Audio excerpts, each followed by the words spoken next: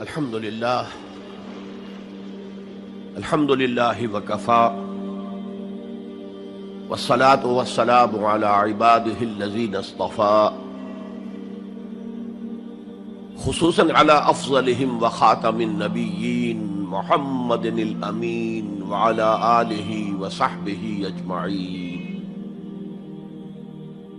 أما بعد فقد قال الله تبارك وتعالى كما ورد في سورة الحجرات: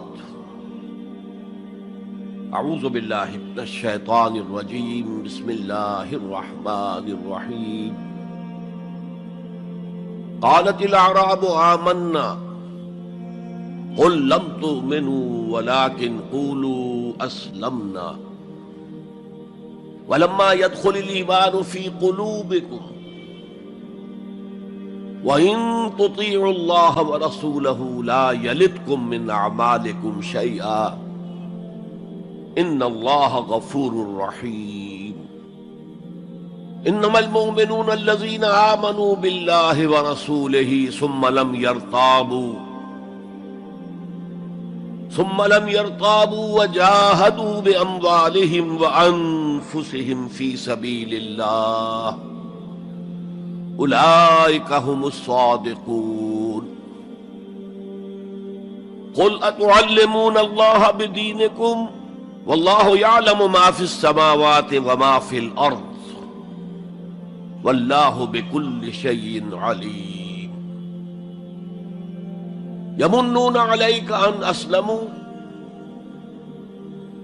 قل لا تمنوا علي إسلامكم بل اللہ یمن علیکم ان ہداکم للایمان ان کنتم صادقین ان اللہ یعلم غیب السماوات والارض واللہ بصیر بما تعملون.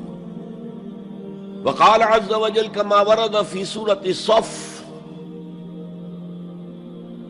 یا ایھا الذین آمنوا هل ادلکم علی تجارۃ تنجیکم من عذاب علیم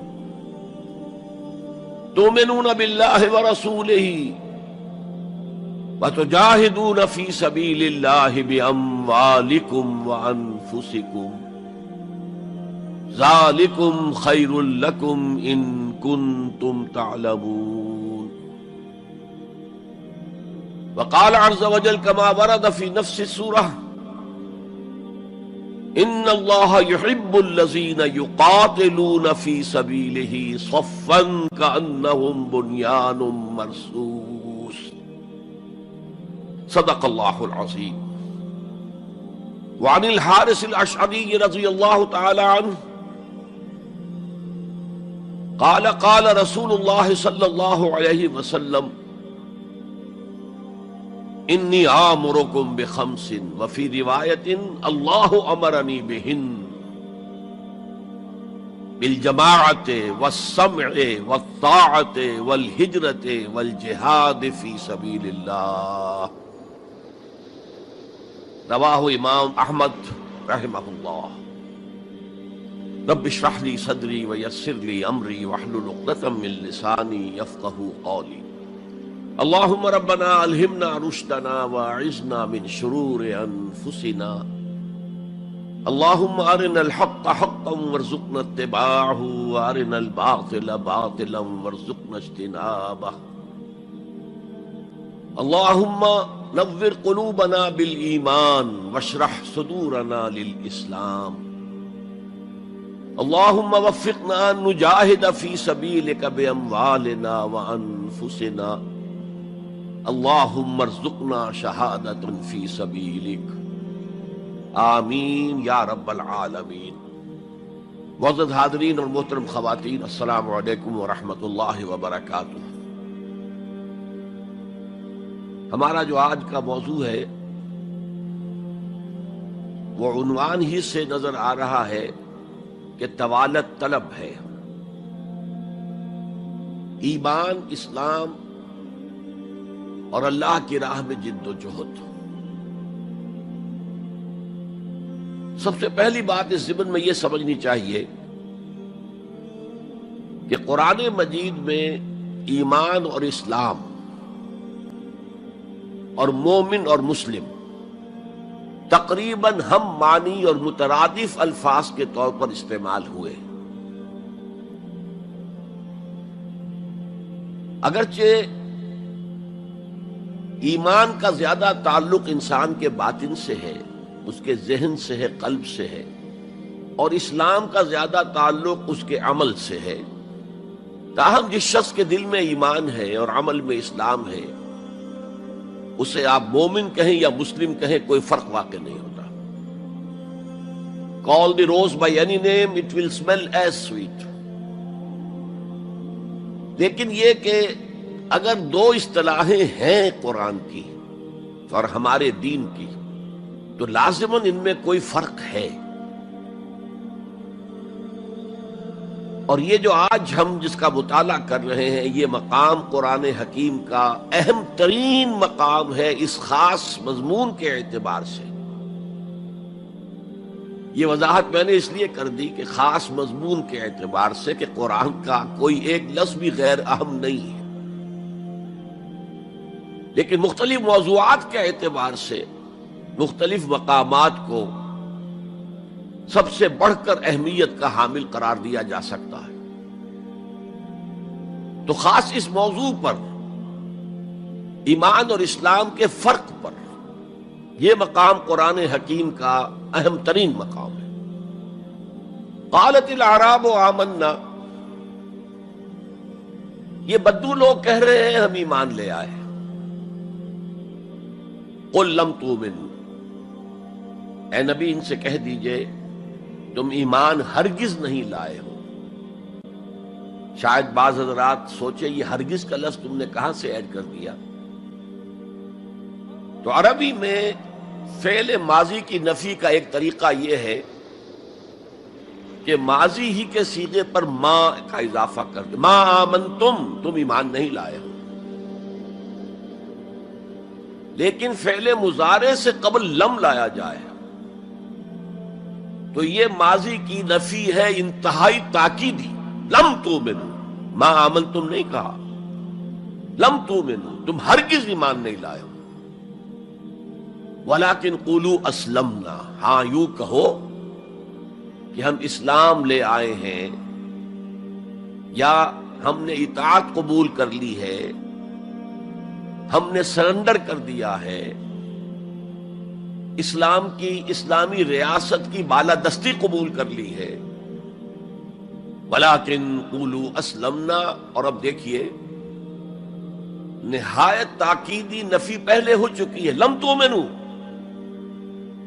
پھر مزید تاکید ولما يدخل الایمان فی قلوبکم، ابھی تک ایمان تمہارے دلوں میں ہرگز داخل نہیں ہوا۔ یہ پھر لما، لم کا اضافہ ہے۔ یہ مقام ہے جہاں ان دونوں چیزوں کو بالکل علیحدہ کر کے ایک دوسرے کے مقابل میں لے آئے ہیں۔ ثابت ہوا ایمان کچھ اور ہے، اسلام کچھ اور ہے۔ ذرا نوٹ کر لیجئے کہ قرآن مجید میں یا اسلام کی اصطلاحات میں تین جوڑے ایسے ہیں کہ جن میں عام اور خاص کی نسبت ہے۔ ایمان خاص ہے، اسلام عام ہے، یعنی ہر مومن تو لازماً مسلم ہے، ہر مسلم لازماً مومن نہیں ہے۔ یہی معاملہ نبی اور رسول کا ہے۔ نبی عام ہے، رسول خاص ہے۔ ہر رسول تو لازماً نبی ہے، لیکن ہر نبی لازماً رسول نہیں ہے۔ یہی معاملہ جہاد اور قتال کا ہے۔ قتال تو لازماً جہاد ہے، لیکن جہاد لازماً قتال نہیں ہے۔ ان اصطلاحات کے بارے میں بہت خوبصورت بات کہی ہے مفسرین نے، اذا التقیا خالفا واذا خالفا اجتمعا۔ جب یہ اصطلاحات سامنے سامنے آتی ہے، ایک دوسرے کے آمنے سامنے، تو ان کے مفہوم میں اختلاف ہو جاتا ہے۔ لیکن علیحدہ علیحدہ آ رہی ہو، یہاں پر اکیلی اصطلاح ایمان ہے، یہاں پر اکیلی اصطلاح اسلام ہے، تو ان کے معنی تقریباً ایک ہو جاتے ہیں۔ اور دوسرے یہ کہ یہ اصطلاحات جو ہے جوڑے، یہ ایک دوسرے کی جگہ پر استعمال ہو جاتے ہیں۔ تو ایمان کی جگہ اسلام، اسلام کی جگہ ایمان، یہ استعمال کیے جا سکتے ہیں۔ اور جیسا کہ میں نے شروع میں کہا، یہ دونوں تقریباً قرآن کے عام اسلوب کے اعتبار سے مترادف رحمانی الفاظ ہیں، لیکن یہاں انہیں بالکل علیحدہ کر دیا گیا ہے۔ قالت الاعراب آمنا قل لم تؤمنوا ولكن قولوا اسلمنا ولما يدخل الايمان في قلوبكم۔ اب ذرا پس منظر سمجھیے کہ یہ کون لوگ تھے جن سے یہ کہا جا رہا ہے۔ دیکھیے، آپ کو معلوم ہے کہ ابتدا میں جب کہ حضور ابھی مکہ میں تشریف فرما تھے، تو جس شخص کے دل میں ایمان یقین کے درجے میں آ جاتا تھا، صرف وہی کہتا تھا اشہد ان لا الہ الا اللہ واشہد ان محمد رسول اللہ۔ گویا کہ ایمان پہلے آتا تھا، اسلام بعد میں آتا تھا، اس لیے کہ انہیں معلوم تھا کہ اسلام کے اعلان کا مطلب کیا ہوگا۔ گویا کہ اپنے معاشرے کو میں چیلنج کر رہا ہوں، اپنے خاندان سے ہی نہیں، اہل و عیال سے بھی کٹ جانے کے لیے تیار ہوں۔ جو شخص اس حد تک یقین کا حامل ہو جاتا تھا، وہ پھر اسلام کا اعلان کرتا تھا۔ لیکن رفتہ رفتہ صورت بدلی، خاص طور پر ہجرت کے فوراً بعد۔ آپ کو معلوم ہے کہ وہاں اللہ تعالیٰ نے ایسے حالات اور اسباب پیدا کر دیے کہ جو دو قبیلے وہاں پر اصل عرب قبیلے آباد تھے، اوس اور خزرج، ان دونوں کے تمام اکابر ایمان لے آئے۔ اور قبائلی زندگی کا معاملہ آپ کو معلوم ہے کہ اگر سرداروں نے ایمان قبول کر لیا تو پھر دونوں قبیلوں نے ایمان قبول کر لیا۔ لیکن یہاں کیفیت اب وہ نہیں تھی۔ یقیناً بہت سے لوگ ان میں وہ تھے جنہوں نے دل کے ساتھ ایمان قبول کیا تھا، اس کے فیس ویلیو پر تسلیم کیا تھا، لیکن بہت سے لوگ وہ بھی تھے کہ جو یہ دیکھ کر کے پورا قبیلہ اسلام لا رہا، چلو ہم بھی شامل ہو جائیں۔ یہ صورت تبدیل ہونی شروع ہو گئی، یعنی ان کے حد تک اسلام پہلے آ گیا، پھر رفتہ رفتہ حضور کی معیت میں رہے، حضور کی صحبت حاصل رہی اور اس سے استفادہ کیا تو ایمان بھی پیدا ہوتا چلا گیا۔ اب یہاں اسلام پہلے آیا، ایمان بعد میں آیا۔ یہی کیفیت ہماری ہے آج۔ ہم مسلمان تو پیدائشی طور پر ہیں، مسلمان والدین کے گھر میں پیدا ہوئے، الا یہ کہ کوئی اور کسی دوسرے مذہب سے تعلق رکھنے والا ایمان قبول کرتا ہے، اسلام قبول کرتا ہے، تو اسے بھی اپنے خاندان سے کٹنا پڑتا ہے، اسے اسی طرح کے حالات سے، چاہے وہ مار پیٹ اور وہ پرسیکیوشن اور وہ تشدد اور وہ ٹارچر نہ ہو جو ہو رہا تھا مکہ مکرمہ میں، لیکن بہرحال کافی کچھ قیمت انسان کو ادا کرنی پڑتی ہے اپنے اسلام کے قبول کرنے کی۔ لیکن ہماری 99,999 فی لاکھ جو اکثریت ہے وہ تو انہی پر مشتمل ہے جو آباء و اجداد کی وجہ سے due to accident of birth مسلمان ہے۔ تو اسلام تو پیدائشی طور پر مل گیا، پیدا ہوتے ہی داہنے کان میں اذان پڑھی گئی، بائیں میں اقامت کہی گئی۔ بڑا عجیب سا نکتہ ہے، ایک صاحب نے جب بیان کیا تو میں واقعی چونک گیا۔ انسان کی پیدائش کے وقت اذان دی گئی اور اقامت کہی گئی، نماز کوئی نہیں، اور اس کے انتقال کے وقت نماز پڑھی گئی بغیر کسی اذان کے، بغیر کسی اقامت کے۔ گویا کہ اس نماز کی اذان اور اقامت پیدائش کے وقت ہے جو نماز جنازہ کی شکل میں اس کی موت کے وقت پڑھی جا رہی ہے۔ اور یوں کہا جا سکتا ہے کہ ہماری یہ دنیاوی زندگی بس اتنے ہی وقفے کا نام ہے جتنی کہ اذان اور اقامت اور نماز کے درمیان ہوتی ہے۔ بہرحال یہ جو صورتحال کی تبدیلی ہوئی، جس کو میں نے کہا کہ ہمارے ہاں یہ دوسری تبدیلی 100% موجود ہے، یہ تبدیلی اپنے کلائمیکس کو پہنچ گئی جب حضور کو اللہ تعالیٰ نے اتنی کامیابی عطا کی کہ مکہ بھی فتح ہو گیا، تو اگرچہ عرب میں کوئی فارمل گورنمنٹ نہیں تھی، کوئی حکومت فارمل وہاں قائم نہیں تھی، لیکن قریش کا مقام پورے عرب میں ایسے ہی تھا جیسے کہ کسی ملک کا صدر مقام ہوتا ہے۔ مذہبی مرکز وہی تھا، خانہ کعبہ وہاں تھا، تمام قبیلوں کے بت وہاں رکھے ہوئے تھے، قریش اس کے متولی تھے، لہذا قریش کو امتیازی حیثیت حاصل ہو گئی، اور اس کا سب سے بڑا معاشی فائدہ جو انہیں ہوا تھا وہ یہ تھا کہ جبکہ دوسرے کسی قبیلے کا کوئی تجارتی قافلہ بچ کر نہیں جا سکتا تھا، اس پہ لوٹ مار، وہاں قریش کے قافلے کو کوئی ہاتھ نہیں لگاتا تھا، اس لیے کہ ہمارے تو خدا ان کے ہاسٹیجز ہیں، ہمارے بت جو ہیں رکھے ہوئے ہیں ان کے پاس خانہ کعبہ کے اندر، اگر ہم ان کے قافلے پر کوئی حملہ کریں گے تو وہ ہمارے بتوں کی گردن توڑ کر یا ایسے اٹھا کر باہر پھینک دیں گے۔ تو بہت بڑا سیاسی اور بہت بڑا معاشی فائدہ قریش کو تھا اس خانہ کعبہ کی وجہ سے، اور اس پر ایک پوری سورت ہے قرآن مجید کی، لإلاف قریش ایلافہم رحلۃ الشتاء والصیف فلیعبدوا رب ھذا البیت الذی اطعمہم من جوع وآمنہم من خوف۔ اس گھر کی وجہ سے ان کو معاشی فوائد حاصل ہے اور امن حاصل ہے۔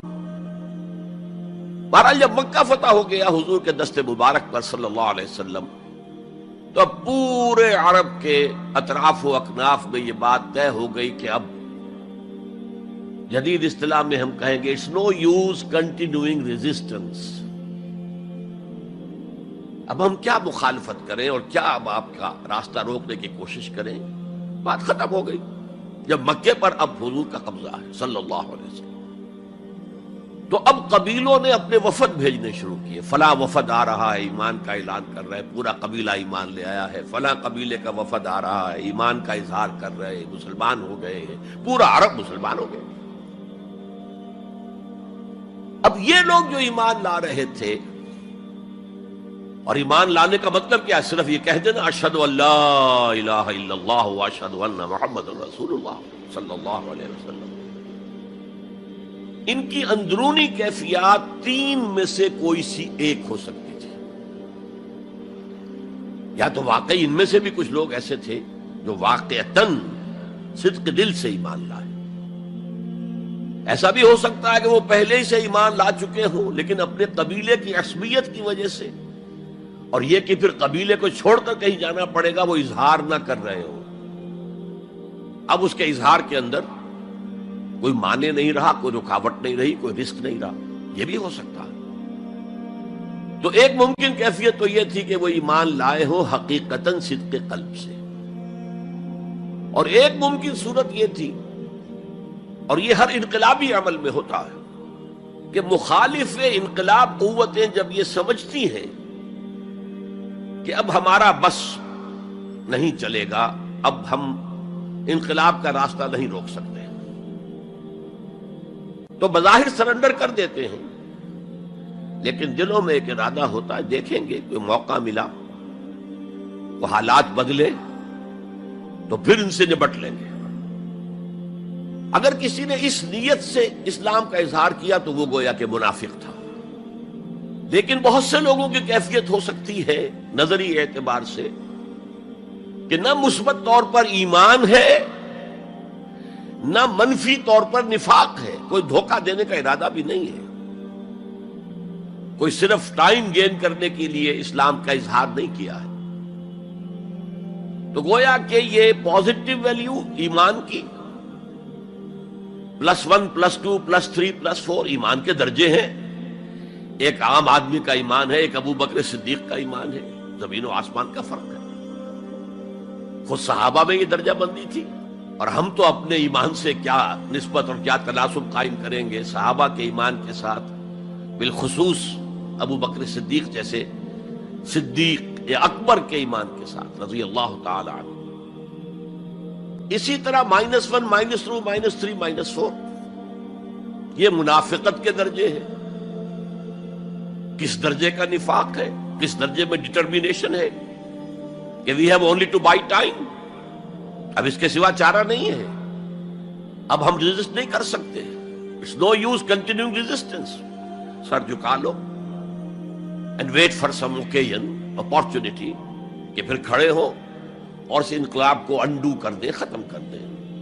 کاؤنٹر ریولوشنری موومنٹ جیسے کہ بالفعل ہوئی، جھوٹے نبی کھڑے ہو گئے، اور ایک مرحلہ تو ایسا آیا کہ معلوم ہوتا تھا کہ پورا عرب مرتد ہو گیا. جیسے وہ شکل تھی اذا جاء نصر اللہ والفتح ورأیت الناس يدخلون فی دین اللہ افواجا، اس کے بالکل برعکس پوزیشن ہو گئی، یخرجون من دین اللہ افواجا. اسلام جو ہے وہ صرف چند شہر جو ہیں حجاز کے ان تک محدود رہ گیا. ابن تیمیہ رحمۃ اللہ علیہ نے ایک عنوان قائم کیا ہے، اثبات الاسلام بغیر الایمان. اسلام کا اثبات، تسلیم کر لینا اسلام کو بغیر ایمان کے. اس آیت کے حوالے سے قالت الاعراب آمنا قل لم تؤمنوا ولكن قولوا اسلمنا ولما يدخل الايمان في قلوبكم. اب اگلا ٹکڑا اس آیت کا یہ ثابت کر رہا ہے کہ وہ منافق نہیں تھے. وَإِن تُطِيعُوا اللَّهَ وَرَسُولَهُ لَا يَلِدْكُم مِّنْ أَعْمَالِكُمْ شَيْئًا. اگر تم اللہ اور اس کے رسول کی اطاعت کرتے رہو، اس لیے کہ اسلام کے معنی یہ تو ہے، یہ تو لازماً کرنا ہوگا. وہ دور جو ہے آج کی طرح تو نہیں تھا کہ نماز نہ پڑھو تب بھی مسلمان، پڑھو تب بھی مسلمان، کروڑ پتی ہونے کے باوجود حج نہ کرو تب بھی مسلمان. تو یہ بات تو نہیں تھی اس وقت. تو یہ کہ اطاعت تو کرنی پڑتی تھی، اس لیے کہ اطاعت تو ظاہر ہو جاتی ہے، کوئی کر رہا ہے کون نہیں کر رہا ہے. ایک چھوٹی سی بستی مدینے کی، ان میں کون نماز پڑھ رہا ہے کون نہیں پڑھ رہا صاف واضح ہوتا تھا. لہذا منافقین کو بھی آ کر نماز پڑھنی پڑتی تھی، بلکہ جو رئیس المنافقین تھا وہ ہمیشہ پہلی صف میں ہوتا تھا. اور جب حضور صلی اللہ علیہ وسلم خطبہ دینے کے لیے کھڑے ہوتے تھے تو پہلے وہ کھڑا ہوتا تھا اور کہتا تھا لوگوں دیکھو ان کی بات توجہ سے سنو، یہ اللہ کے رسول ہے. وہ اپنی اہمیت جتانے کے خاطر، اس لیے کہ یہ جو اوس اور خزرج کے دو قبیلے تھے، ان میں اوس کا قبیلہ چھوٹا تھا، خزرج کا بڑا تھا، اور اس کا سردار یہ تھا سب سے بڑا.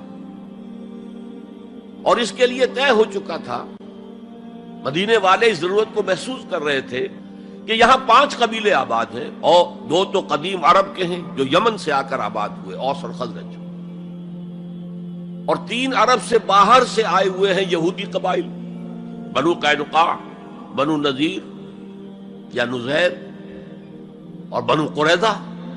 اب 5 قبیلوں کا ایک شہر ہے، ہر قبیلے کا نظام تو اپنی جگہ مستحکم ہے، اس کا ایک سردار ہے اور اس کی بات قبیلے والوں کو ماننی ہے. لیکن ان 5 کے درمیان معاملات جو ہیں، کوئی آربیٹریٹر ہونا چاہیے، کوئی ایک ایسا ہونا چاہیے شخص کہ جس کی بات وہ 5 سنے اور مانے.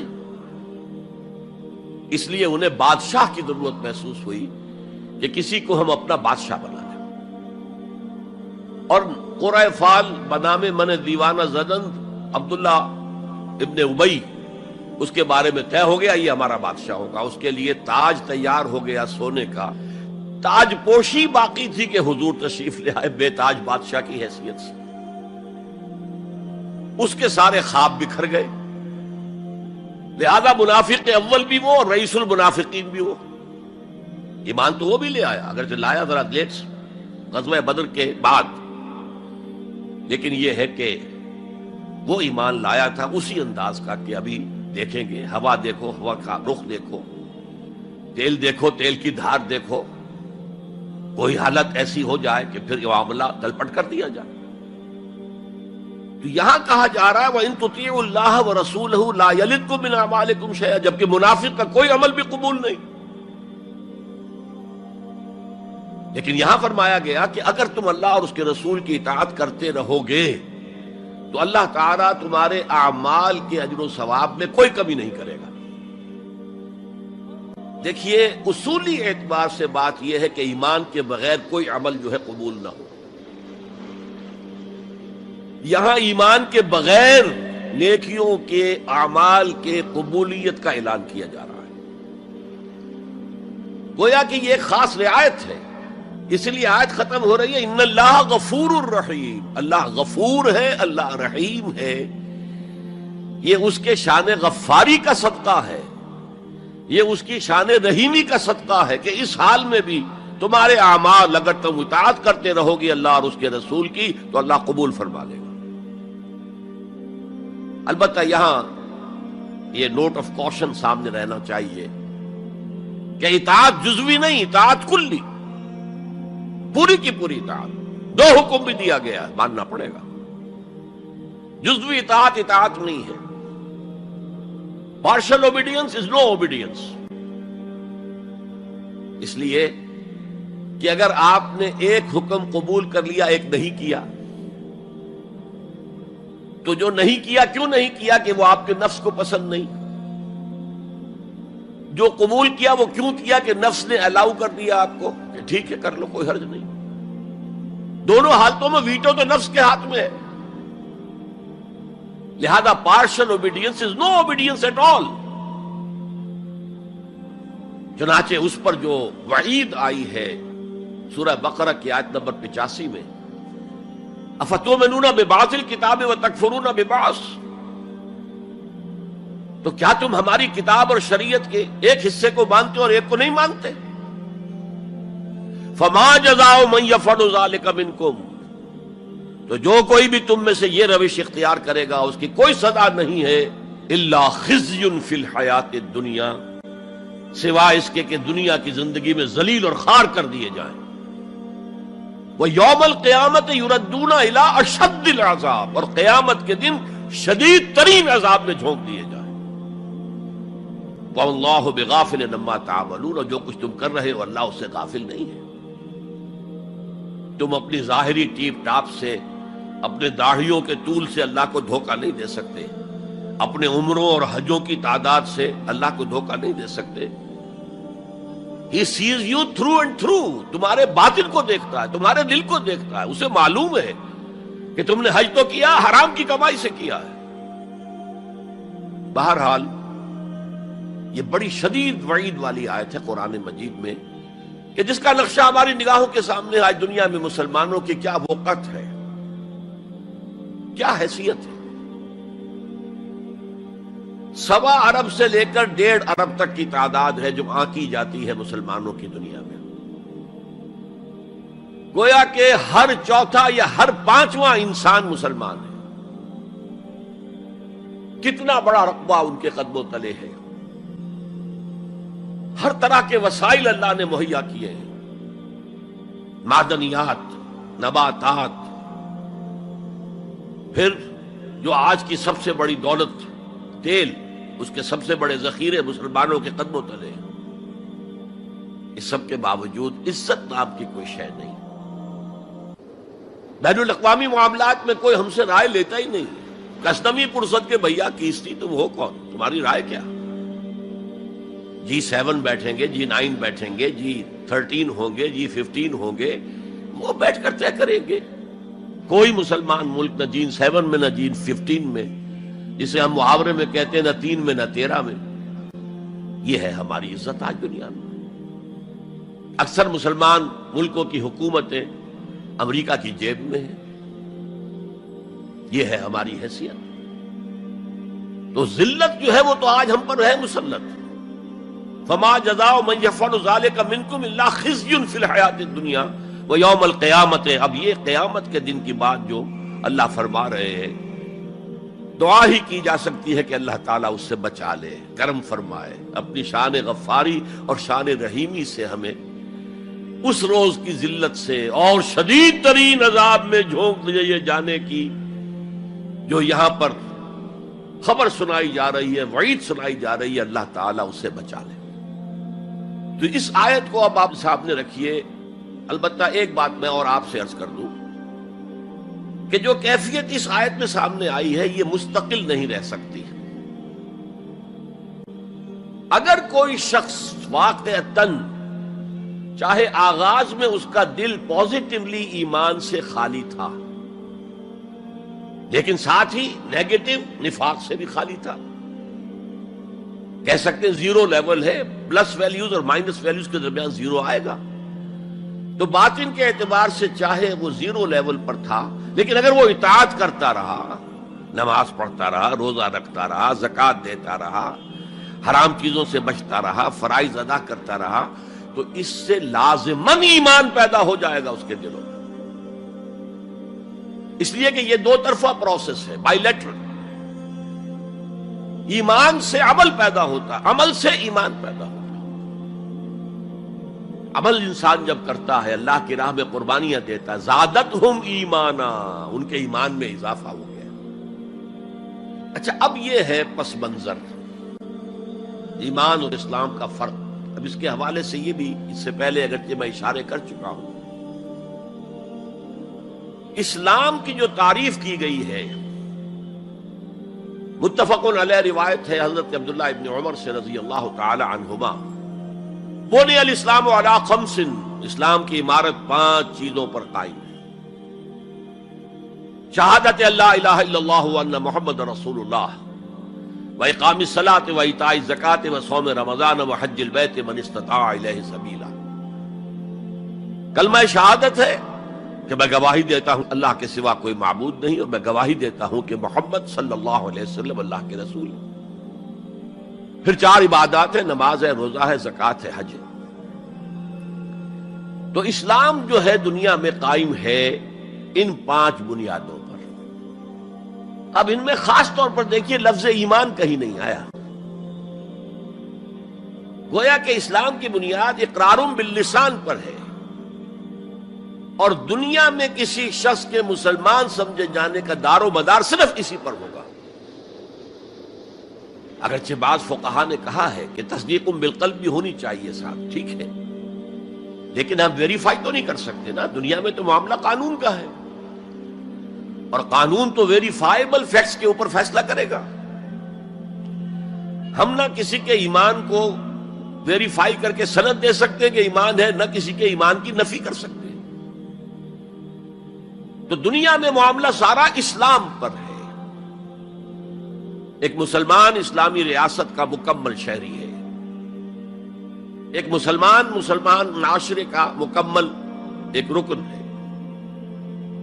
اسلام ہی پر سارا نظام ہے اس دنیا میں، لیکن آخرت میں سارا دار و مدار ایمان پر ہے.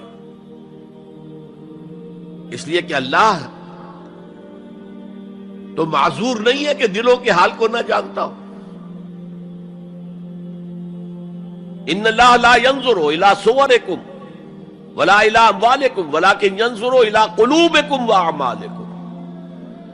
اللہ تعالیٰ نہ تمہاری صورتوں کو دیکھتا ہے، نہ تمہارے مالوں کو دیکھتا ہے، بلکہ وہ تو دیکھتا ہے تمہارے دلوں کو اور تمہارے اعمال کو. امام بخاری رحمت اللہ علیہ کا موقف کہ ایمان میں عمل بھی شامل ہے انٹیگرل پارٹ کی حیثیت سے، یہ حقیقی ایمان کے اعتبار سے 100% درست ہے. دل میں یقین ہوگا تو کیسے عمل اس کے خلاف ہو جائے گا. لیکن لیگل اور کانسٹیٹیوشنل لیول پر، جسے ہم اسلام کہیں گے، عمل علیحدہ ہے، ایمان علیحدہ ہے. اور ایمان حقیقی گھٹتا بھی ہے، بڑھتا بھی ہے. زادتہم ایمانا وما زادہم الا ایمانا وتسلیما، سورہ احزاب میں فرمایا کہ وہ جو 12,000 کا لشکر آ گیا تھا اور ایک شدید صورت پیدا ہو گئی تھی، اور محسوس ہوتا تھا perhaps this is the end، جیسے کہ ایک چراغ جل رہا ہے میدان میں رکھا ہوا اور جھکڑ چل رہا ہے بجھانے کے لیے. تو منافقین کا نفاق ان کی زبانوں پر آ گیا. ما وعدنا اللہ ورسولہ الا غرورا، ہم سے اللہ اور اس کے رسول نے جو وعدے کیے تھے وہ سب جھوٹے ثابت ہوئے. ہم سے کہا گیا تھا کیسر و کسریٰ کے خزانے تمہارے قدموں میں ہوں گے، اور آج کیا ہے، ہم رفع حاجت کے لیے باہر نہیں جا سکتے. تو منافقین کے اندر کا روگ جو تھا وہ ان کی زبانوں پر آ گیا. اور اہل ایمان کا معاملہ کیا ہوا؟ انہوں نے جب دیکھا لما راؤ الاحزاب قالوا ھذا ما وعدنا اللہ ورسولہ، انہوں نے کہا یہی تو ہے جس کا ہم سے اللہ اور اس کے رسول نے وعدہ کیا تھا. یہ آیت تو سورہ بقرہ میں نازل ہو چکی تھی. وَلَنَبْلُوَنَّكُمْ بِشَيْءٍ مِّنَ الْخَوْفِ وَالْجُوعِ وَنَقْصٍ مِّنَ الْأَمْوَالِ وَالْأَنفُسِ وَالثَّمَرَاتِ وَبَشِّرِ الصَّابِرِينَ، ہم لازماً آزمائیں گے تمہیں، لازماً آزمائیں گے، خوف سے، بھوک سے، فقر و فاقے سے، جان اور مال اور ثمرات کے ضیاع سے اور زیاں سے۔ فصل تیار کھڑی ہے اور عین وقت آ گیا ہے جنگ کا، اور وقت پر فصل کھجور کی اتاری نہ گئی تو تباہ ہو جائے گی، لیکن نہیں، نکلنا ہے۔ یہی معاملہ تھا جو کہ تبوک کے موقع پر ہوا ہے۔ قحط کی کیفیت تھی اور اب فصل تیار تھی، اب ساری امیدیں اس فصل پر تھی، کھجور کی، لیکن ظاہر ہے کہ کھجور کی فصل اتارنا کوئی عام خواتین کا کام تو نہیں ہے، لیکن مردوں سے کہا جا رہا نکلو اللہ کی راہ میں، سب کے سب۔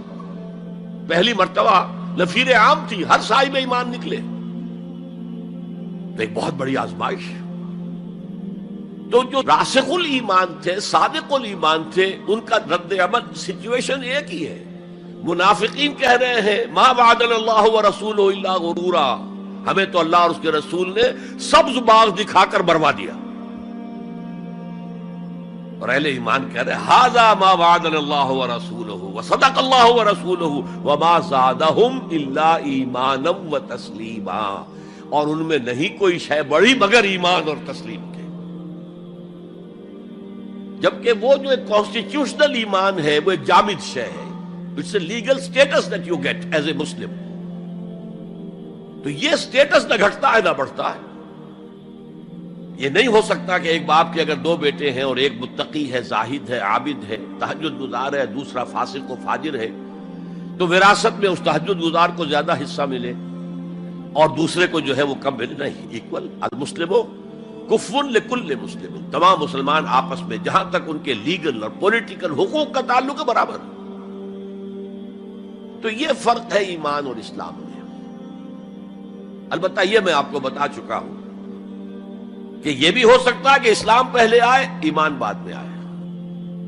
ہم میں سے جب بھی اللہ تعالیٰ کسی کو نصیب فرما دے حقیقی ایمان، یقین والا ایمان، جیسے میں نے دعا کی اللہم نور قلوبنا بالایمان، اے اللہ ہمارے دلوں کو منور کر دے، روشن کر دے ایمان کے ساتھ، نور ایمان سے جگمگا اٹھے ہمارا دل، واشرح صدورنا للاسلام، اور ہمارے سینوں کو کھول دے اسلام کے لیے، اسلام کی ہر شے ہمیں حسین نظر آئے۔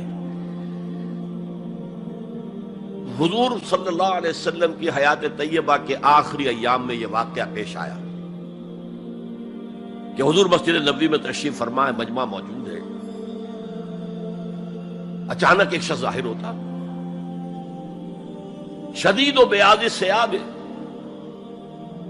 شدید و سواد الشعر، اس کا لباس انتہائی سفید صاف، کوئی اس پر دھبا نہیں، داغ نہیں، میل نہیں، بال انتہائی سیاہ چمکدار، گرد آلود نہیں، ولا یعرفہ احد منا، اور ہم میں سے اسے کوئی پہچانتا بھی نہیں تھا۔ کسی بھی ریت سے، خاک سے بالکل آلودہ ہوئے بغیر بال ہیں، تو شاید یہ مدینے کا رہنے والا ہو، تو مدینے والوں میں سے کوئی تو ہوتا کہ جو اس کو جانتا پہچانتا، کوئی نہ کوئی تو گریٹ کرتا اس کو، مجمع میں آؤ آؤ ادھر آ جاؤ، میرے پاس آ جاؤ، کوئی نہیں۔ اور اگر براہ راست باہر سفر سے آ رہا ہے تو کچھ گرد آلود بال ہوتے، کچھ کپڑے میلے کچیلے ہوتے، تو لوگ حیران تھے۔ اور مزید یہ کہ اس نے سیدھا تیر کی طرح مجمع کو چیرتا ہوا حضور کے عین سامنے جا کر بیٹھ گیا۔ اب لوگ حیران ہیں، یہ ہے کون؟ اس کی یہ جرت، یہ جسارت، اور اس طرح دو زانو بیٹھا کہ حضور کے گھٹنوں کے ساتھ اپنے گھٹنے جوڑ دیے اور حضور کی رانوں پر اپنے دونوں ہاتھ رکھ دیے۔ اب سوال کیا، یا محمد اخبرنی عن الاسلام، اے محمد مجھے بتاؤ اسلام کیا ہے؟ حضور نے فرمایا وہی جو میں ابھی آپ کو حدیث سنا چکا ہوں، الاسلام ان تشہد اللہ الہ الا اللہ وان انا رسول اللہ وان تقیم الصلاۃ وتؤتی الزکاۃ وتصوم رمضان وتحج البیت ان استطعت الیہ سبیلا۔ پھر کہا اخبرنی عن الایمان۔ لیکن یہ کہ ان روایتوں میں بھی اس کو روایت کرنے والے بہت سے صحابہ ہیں، عبداللہ ابن عمر بھی ہیں، حضرت عمر خود بھی ہیں رضی اللہ تعالی عنہما، ابو ہریرہ بھی ہے، عبداللہ ابن مسعود بھی ہیں. چونکہ ایک مجمع میں واقعہ ہو رہا تھا نا، تو مجمع کے اندر تو بہت سے لوگ سن رہے ہیں. اگرچہ جیسے آج بھی ہوگا کہ میں جو بات کہہ رہا ہوں، آپ میں سے بہت سے حضرات میری ساری بات سن کر اگر کہیں جا کر رپورٹ کریں گے تو ان کی باتوں میں اختلاف ہو جائے گا. لہذا اس حدیث کی روایت میں اختلاف ہے. بعض روایت تو یہ ہے کہ پہلے پوچھا اخبرنی علی الایمان، پھر پوچھا اخبرنی علی الاحسان یا علی الاسلام. اور یہ جو حضرت عمر کی روایت ہے اس میں ہے سب سے پہلے آپ نے پوچھا اخبرنی عن الاسلام، پھر دوسرا سوال آیا اخبرنی عن الایمان. اچھا، اس کے بعد ایک دو سوال اور بھی کیے، اب میں تفصیل میں نہیں جا سکتا. پھر وہ شخص چلا گیا. حضور نے کہا ذرا اس کو بلانا واپس، تو دیکھا تو کہیں بھی نہیں، زمین کھا گئی، آسمان چکر لے گیا، اللہ جانے.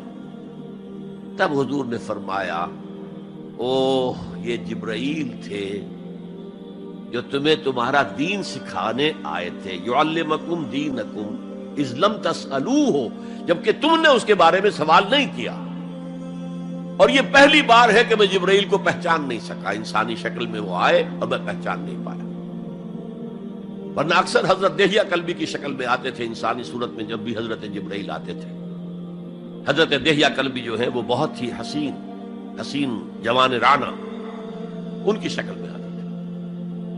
بہرحال یہ اتنا اہم مسئلہ ہے کہ اس کو کلیئر کرنے کے لیے کہ دودھ کا دودھ پانی کا پانی علیحدہ ہو جائے. ایمان کیا ہے، اسلام کیا ہے. دنیا کا نظام اسلام پر ہے، ایمان پر نہیں ہے. آخرت کا معاملہ ایمان پر ہے، اسلام پر نہیں ہے. وہ شخص مسلمانوں کا بہت بڑا قائد ہو، بہت بڑا لیڈر ہو، لیکن ہو سکتا ہے آخرت میں زیرو ہو. میں حدیث سنا چکا ہوں آپ کو. ایک شخص دنیا میں شہید سمجھا جا رہا تھا، ایک شخص دنیا میں بہت بڑا عالم سمجھا جا رہا تھا، ایک شخص دنیا میں بہت بڑا سخی سمجھا جا رہا تھا، اور اللہ نے سب کے دعوے جو ہیں ان کی نفی کر دی. تم نے جنگ کی تھی اس لیے لیقال جریء کہا جائے، بہت ہی جری آدمی ہے صاحب، بہت بہادر آدمی، کیا کہنے اس کے. لیقال سخی، بھائی بڑا سخی آدمی ہے، سخاوت کے دریا بہا دیے اس نے. بھائی بہت بڑا عالم ہے، اس سے علم کا کتنا جو ہے لوگوں کو فیض پہنچا ہے. وقد قیل، یہ تمہارا مقصود تھا، وہ مقصود دنیا میں حاصل ہو چکا، تمہاری شہرت کے ڈنکے بج چکے، اب یہاں تمہارے لیے کچھ نہیں. اور پھر اللہ حکم دے گا اور فرشتے منہ کے بل گھسیٹتے ہوئے اسے جہنم میں جھونک دیں گے. تو وہ اسلام وہاں کام نہیں آئے گا. بلکہ اسلام کیا، اسلام پر اتنی اضافی خوبیاں بھی کام نہیں آئیں گی اگر دل میں ایمان نہیں اور اس کے نتیجے میں نیت درست نہیں. حقیقت البر پر ہم گفتگو کر چکے ہیں، نیکی کی اصل حقیقت کیا ہے. اسی موضوع پر اصل میں امام ابو حنیفہ جو فقیہ ہے، ان کی کوئی کتاب اور تصنیف فقہ پر نہیں ہے. وہ سارے ان کے شاگردوں کے فتاوی ہیں جو بعد میں مرتب ہوئے. ہاں ان کی ایک تصنیف ہے الفقہ الاکبر، بڑی فقہ جو میجر ایشوز ہیں. مسلمان کون ہے، اور مسلمان گناہ کبیرہ کرے تو کافر ہو جاتا یا نہیں ہو جاتا. بعض احادیث سے ثابت ہوتا کہ وہ تو کافر ہو گیا، ایمان سے محروم ہو گیا. میں وہ حدیث سنا چکا ہوں آپ کو، واللہ لا یؤمن واللہ لا یؤمن واللہ لا یؤمن. خدا کی قسم وہ شخص مومن نہیں، خدا کی قسم وہ شخص مومن نہیں، خدا کی قسم وہ شخص مومن نہیں. صحابہ لرز گئے، کانپ گئے. قیل من یا رسول اللہ، حضور کس کے بارے میں ارشاد فرما رہے ہیں؟ فرمایا الذی لا یامن جارہ بوائقہ، وہ شخص کہ جس کی ایذا رسانی کی وجہ سے اس کا پڑوسی چین میں نہیں ہے، امن میں نہیں، سکون میں نہیں. تو بظاہر تو نتیجہ نکلا کہ ایمان کی اتنی نفی ہو رہی تو کافر ہے. اور یہی سب سے بڑی غلطی جو سب سے پہلا فرقہ پیدا ہوا اسلام میں، وہ تو اسی بنیاد پر ہوا تھا. خوارج کا موقف یہی تھا، گناہ کبیرہ کا مرتکب کافر ہے، اور کافر ہے تو گویا کہ مرتد ہے، اور مرتد ہے تو واجب القتل ہے. اس کا مال بھی تم پر مباح ہے کہ لے لو اور قبضہ کر لو، اس کی بیویاں بیٹیاں بھی تم پر مباح ہے کہ انہیں اپنی کنیزیں بنا لو. حالانکہ بڑے متقی لوگ تھے خوارج. حضرت علی کو بہرحال ان سے جنگ کرنی پڑی. 4000 خوارج جو ہیں جنگ نہروان کے اندر قتل ہوئے، اور پھر خوارج کی تکفیر پر امت کا اجماع ہوا کہ وہ دائرہ اسلام سے خود خارج ہو گئے. ان موضوعات پر امام ابو حنیفہ کی تسلیم اپنی ہے، گناہ کبیرہ سے بھی کوئی شخص کافر نہیں ہوتا.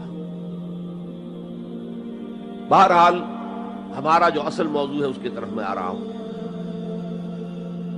اسلام اور ایمان کو جب علیحدہ علیحدہ اس طرح کر دیا، نیچرلی اب ایک سوال پیدا ہوتا ہے کہ پھر مومن کو ڈیفائن کیجئے. ہو is a momin? We want to be acknowledged as momins. کیا پری ریکویزٹس ہیں، کیا شرائط ہیں؟ یہ دیکھیے ربط آیت بالآیت. چونکہ آیت نمبر 14 میں اسلام اور ایمان جدا، اور کچھ لوگوں کا اسلام قبول، اطاعت قبول، ایمان کی نفی مطلق.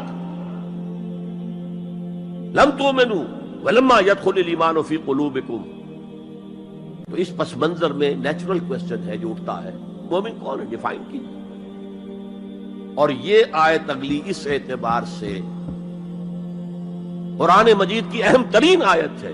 A comprehensive definition of who is a مومن، جس کو اصطلاح میں کہا جاتا ہے جامع و مانع تعریف. جامع اور مانع تعریف، کسی چیز کو ڈیفائن کریں اس طریقے سے کہ کوئی شے جو اس کے باہر ہے وہ اس میں داخل نہ ہو جائے، اور کوئی شے جو اس کا جز ہے باہر نہ رہ جائے. جامع بھی ہو، اس کے تمام اجزاء اس میں آ جائیں، اور مانع ہو کہ کوئی شے جو اس سے مناسبت نہ رکھتی ہو اس میں شامل نہ ہو سکے. جامع و مانع تعریف مومن کی وہ اس آیت میں، آیت نمبر 15. انما المؤمنون الذين آمنوا بالله ورسوله ثم لم يرتابوا. اب یہاں بھی وہ اسلوب حصر ہے انما، اور حصر کا مفہوم میں کئی دفعہ سمجھا چکا ہوں کہ آپ کہیں کہ زید عالم ہے، اس سے دوسروں کے علم کی نفی نہیں ہوئی، اور بھی ہو سکتے ہیں. زید ہی عالم ہے تو دوسروں کی نفی ہو گئی کہ اس مجمع میں صرف ایک عالم ہے اور وہ زید ہے، باقی کوئی عالم نہیں. اسے حصر کہتے ہیں. تو میں نے چونکہ کہا ہے کہ most comprehensive definition of who is a مومن، اس کا آغاز بھی حصر سے ہے، اس کا اختتام بھی حصر پر ہے. انما کلمہ حصر ہے، اور آخر میں اولئک ھم الصادقون، وہ بھی اسلوب حصر ہے. انما المؤمنون الذین آمنوا باللہ ورسولہ ثم لم یرتابوا.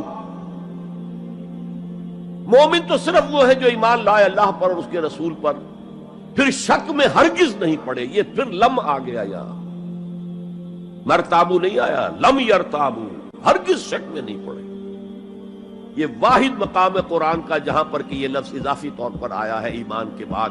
ثم لم یرتابو، یرتابو بنا ریب سے، شک. الف لام میم ذالک الکتاب لا ریب فیہ.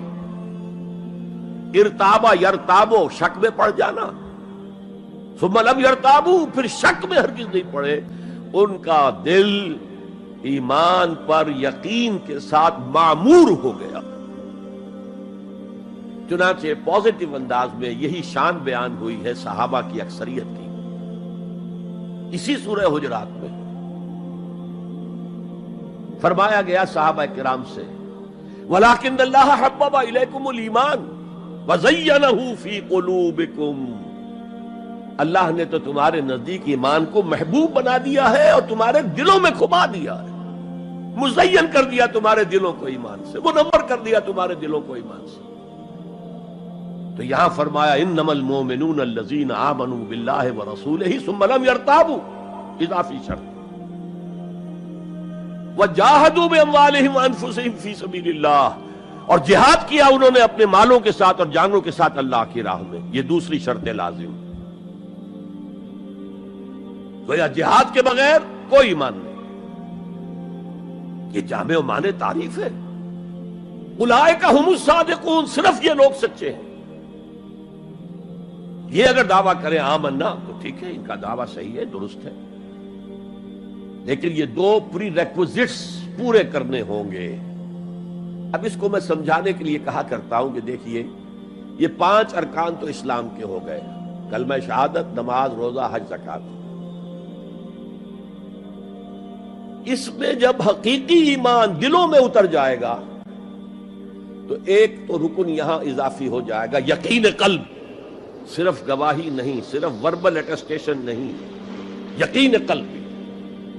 اور دوسرا عمل میں آ جائے گا جہاد فی سبیل اللہ.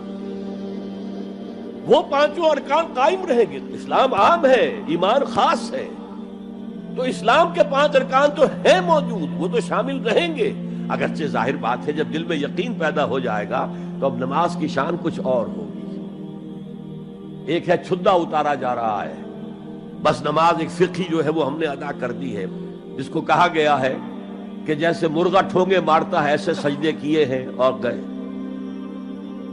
ایک نماز وہ ہوگی جسے حضور نے کہا الصلاۃ معراج المومنین. تو ایمان حقیقی کے ساتھ نماز کی شان کچھ اور ہوگی، اور ایک اس رسمی سے اسلام کے ساتھ نماز کی شان کچھ اور ہوگی. لیکن وہ 5 ارکان قائم رہیں گے، 2 کا اضافہ ہو جائے گا. شہادت کے بعد اس کے ساتھ یقین قلبی، اور ان 4 عبادات کے ساتھ جہاد فی سبیل اللہ. یہ جو رے آف لائٹ کا جو اسپیکٹرم بنتا ہے اسے پرزم میں سے جب گزارے تو 7 روشنیاں نظر آتی ہیں. وہ تو نظر آتی ہیں، 2 اور بھی ہیں جو نظر نہیں آتی. Ultraviolet, infrared. یہ الٹرا وائلٹ ہے اور یہ انفرا ریڈ ہے جہاد والی، جس میں جانیں دینی پڑتی ہے، خون کا معاملہ بھی آتا ہے. یہ گویا کہ حقیقی ایمان کے 7 ارکان ہو جائیں گے، 5 جمع 2. تب وہ شخص مومن کہلانے کا مستحق ہوگا. قُلْ أَتُعَلِّمُونَ اللَّهَ بِدِينِكُمْ. اے نبی ان سے کہیے تم اللہ کو بتانا چاہتے ہو، جتلانا چاہتے ہو اپنا دین. میں چونکہ ہریانہ میں پیدا ہوا تھا، حصار میں، تو وہاں کی جو مقامی بولی تھی اس کی کچھ چیزیں یاد ہیں. تھوتھا چنا باجے گھنا. جو چنا اندر سے خالی ہو گیا، کیڑا کھا چکا ہے، اس کے اندر آواز زیادہ ہو جاتی ہے. خالی برتن زیادہ آواز دیتا ہے، برتن بھرا ہوا ہے تو ظاہر بات ہے ڈل ہو جائے گی. تو وہاں تھوتھا چنا، کھوکھلا چنا، باجے گھنا، اس کی آواز جو ہے زیادہ آتی ہے. تو جن کے دلوں میں وہ ایمان نہیں تھا وہ بڑھ چڑھ کر کے ہم دیکھیے جی ہم تو اسلام لے آئے، ہم تو بغیر لڑے بڑے اسلام لے آئے. حضور ہمارے ساتھ تو خصوصی معاملہ ہونا چاہیے، ہمیں زکوٰۃ میں سے خصوصی حصہ ملنا چاہیے. یہ جو وہ جتلاتے تھے اپنے دین کو، تو فرمایا قُلْ أَتُعَلِّمُونَ اللَّهَ بِدِينِكُمْ. کیا اللہ کو اپنا دین جتلا رہے ہو؟ وَاللَّهُ يَعْلَمُ مَا فِي السَّمَاوَاتِ وَمَا فِي الْأَرْضِ. اللہ کو تو معلوم ہے جو کچھ آسمانوں میں ہے اور جو کچھ زمین میں ہے. وَاللَّهُ بِكُلِّ شَيْءٍ عَلِيمٌ. اللہ تو ہر چیز کا جاننے والا ہے. اگر حقیقی ایمان تمہارے دلوں میں تو اللہ کو معلوم ہے، اور جیسا ایمان تم لائے ہو اللہ جانتا ہے اس کو. آیا واقعی صدق دل کے ساتھ ہے، یا نفاق کے اور دھوکے کے ساتھ ہے، یا یہ کہ خالی اسلام ہے، 0 لیول ہے. یمنون علیک ان اسلموا. اے نبی یہ آپ پر احسان دھر رہے ہیں کہ ہم اسلام لے آئے. دیکھیے جی ہم نے تو اطاعت قبول کر لی، آپ نے قریش سے تو اتنی جنگیں کی ہیں، فلاں سے تو اتنی جنگیں کی ہیں، آپ کے ساتھی اتنے شہید بھی ہوئے، ہم نے تو جنگ نہیں کی، ہم ایسے ہی مان لے آئے ہیں. تو گویا کہ احسان ہے ہمارا. یمنون علیک، مننا یمنو احسان دھرنا. یمنون علیک ان اسلموا قل لا تمنوا علی اسلامکم. کہہ دیجئے مجھ پر اپنے اسلام کا احسان مت دھرو. بل اللہ یمن علیکم ان ہداکم للایمان. بلکہ اللہ تم پر احسان دھرتا ہے کہ تمہیں اسلام کا راستہ دکھا دیا ہے. تم اسلام میں آ گئے ہو تو ایمان کا راستہ تمہیں دکھا دیا ہے. اب عمل کرتے رہو گے تو ایمان پیدا ہو جائے گا. یہ میں نے عرض کیا تھا کہ یہ کیفیت اثبات الاسلام بغیر الایمان یہ مستقل نہیں ہے، یہ عارضی ہے. جب عمل کریں گے تو ایمان پیدا ہو جائے گا. تو بل اللہ یمن علیکم ان ہداکم للایمان ان کنتم صادقین. بلکہ اللہ کا احسان مانو کہ اس نے تمہیں اسلام کے راستے پر لا کر گویا کہ اس سڑک پر ڈال دیا ہے جو ایمان کی طرف لے جا رہی ہے. اگر تم اسلام کے بارے میں بھی سچے ہو، یعنی وہ لوگ نکل جائیں گے جو دھوکہ دینے کے لیے ایمان لا رہے تھے. ان اللہ یعلم غیب السماوات والارض. یقیناً اللہ جانتا ہے ہر پوشیدہ چیز کو جو آسمانوں کی ہے اور زمین کی ہے. اور یہ غیب کا لفظ ہماری نسبت سے ہے، نوٹ کر لیجئے اسے. اللہ کے لیے کوئی غیب نہیں ہے، سرے سے کوئی غیب. ہر شے اس کے لیے شہود ہے، ہر شے ہر آن اس کی نگاہوں کے سامنے، کوئی شے اس کے لیے غیب نہیں. یہ ریلیٹو ٹرم ہے جو ہمارے لیے غیب ہے۔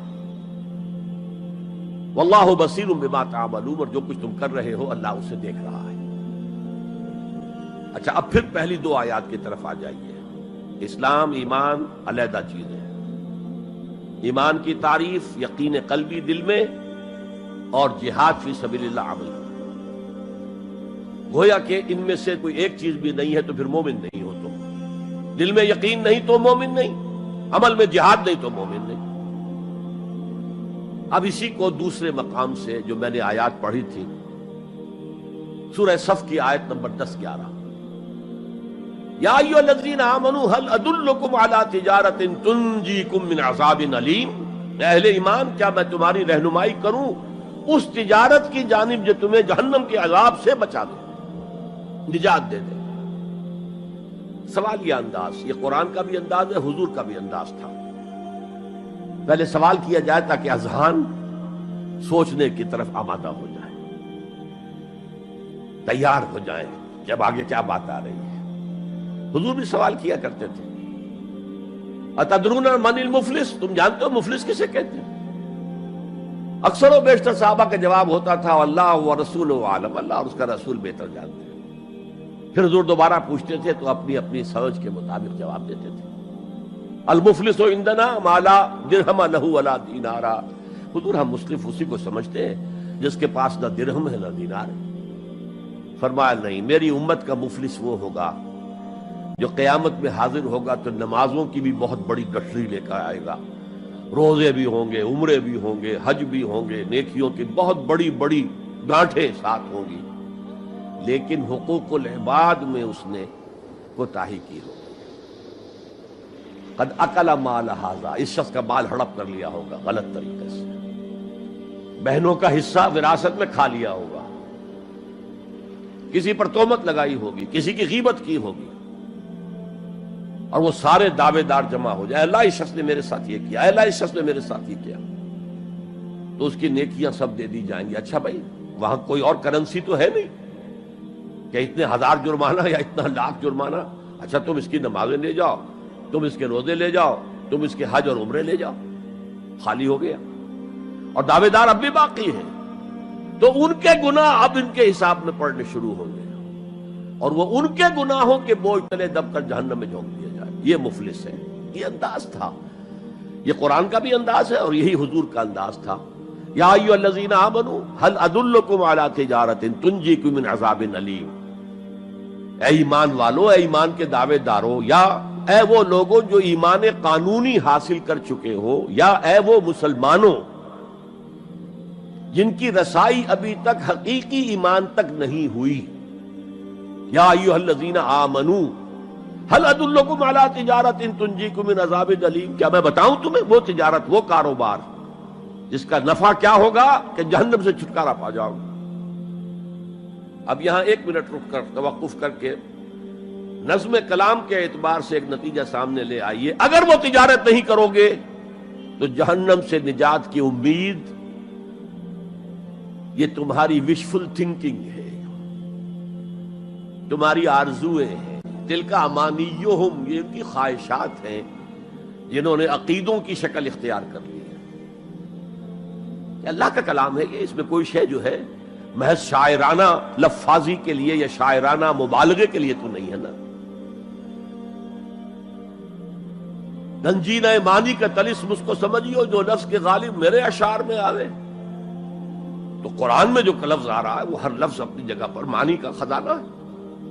هل ادلکم علی تجارۃ تنجیکم من عذاب علیم۔ اب جواب سنیے، تؤمنون باللہ ورسولہ، ایمان لاؤ اللہ پر اور اس کے رسول پر جیسا کہ ایمان لانے کا حق ہے۔ بات وہی ہو گئی نا، وہ پہلا تمہارا قانونی ایمان تھا، اصل ایمان کچھ اور ہے۔ اسی کو سورہ نساء میں فرمایا، یا ایھا الذین آمنوا آمنوا باللہ ورسولہ والکتاب الذی نزل علی رسولہ والکتاب الذی انزل من قبل۔ اے ایمان کے دعوے دارو، ایمان لاؤ جیسا کہ ایمان لانے کا حق ہے، اللہ پر بھی اور اس کے رسول پر بھی، اور اس کتاب پر بھی جو اپنے رسول پر اس نے نازل فرمائی، اور اس کتاب پر بھی جو پہلے نازل کی تھی۔ تؤمنون باللہ ورسولہ وتجاہدون فی سبیل اللہ باموالکم وانفسکم.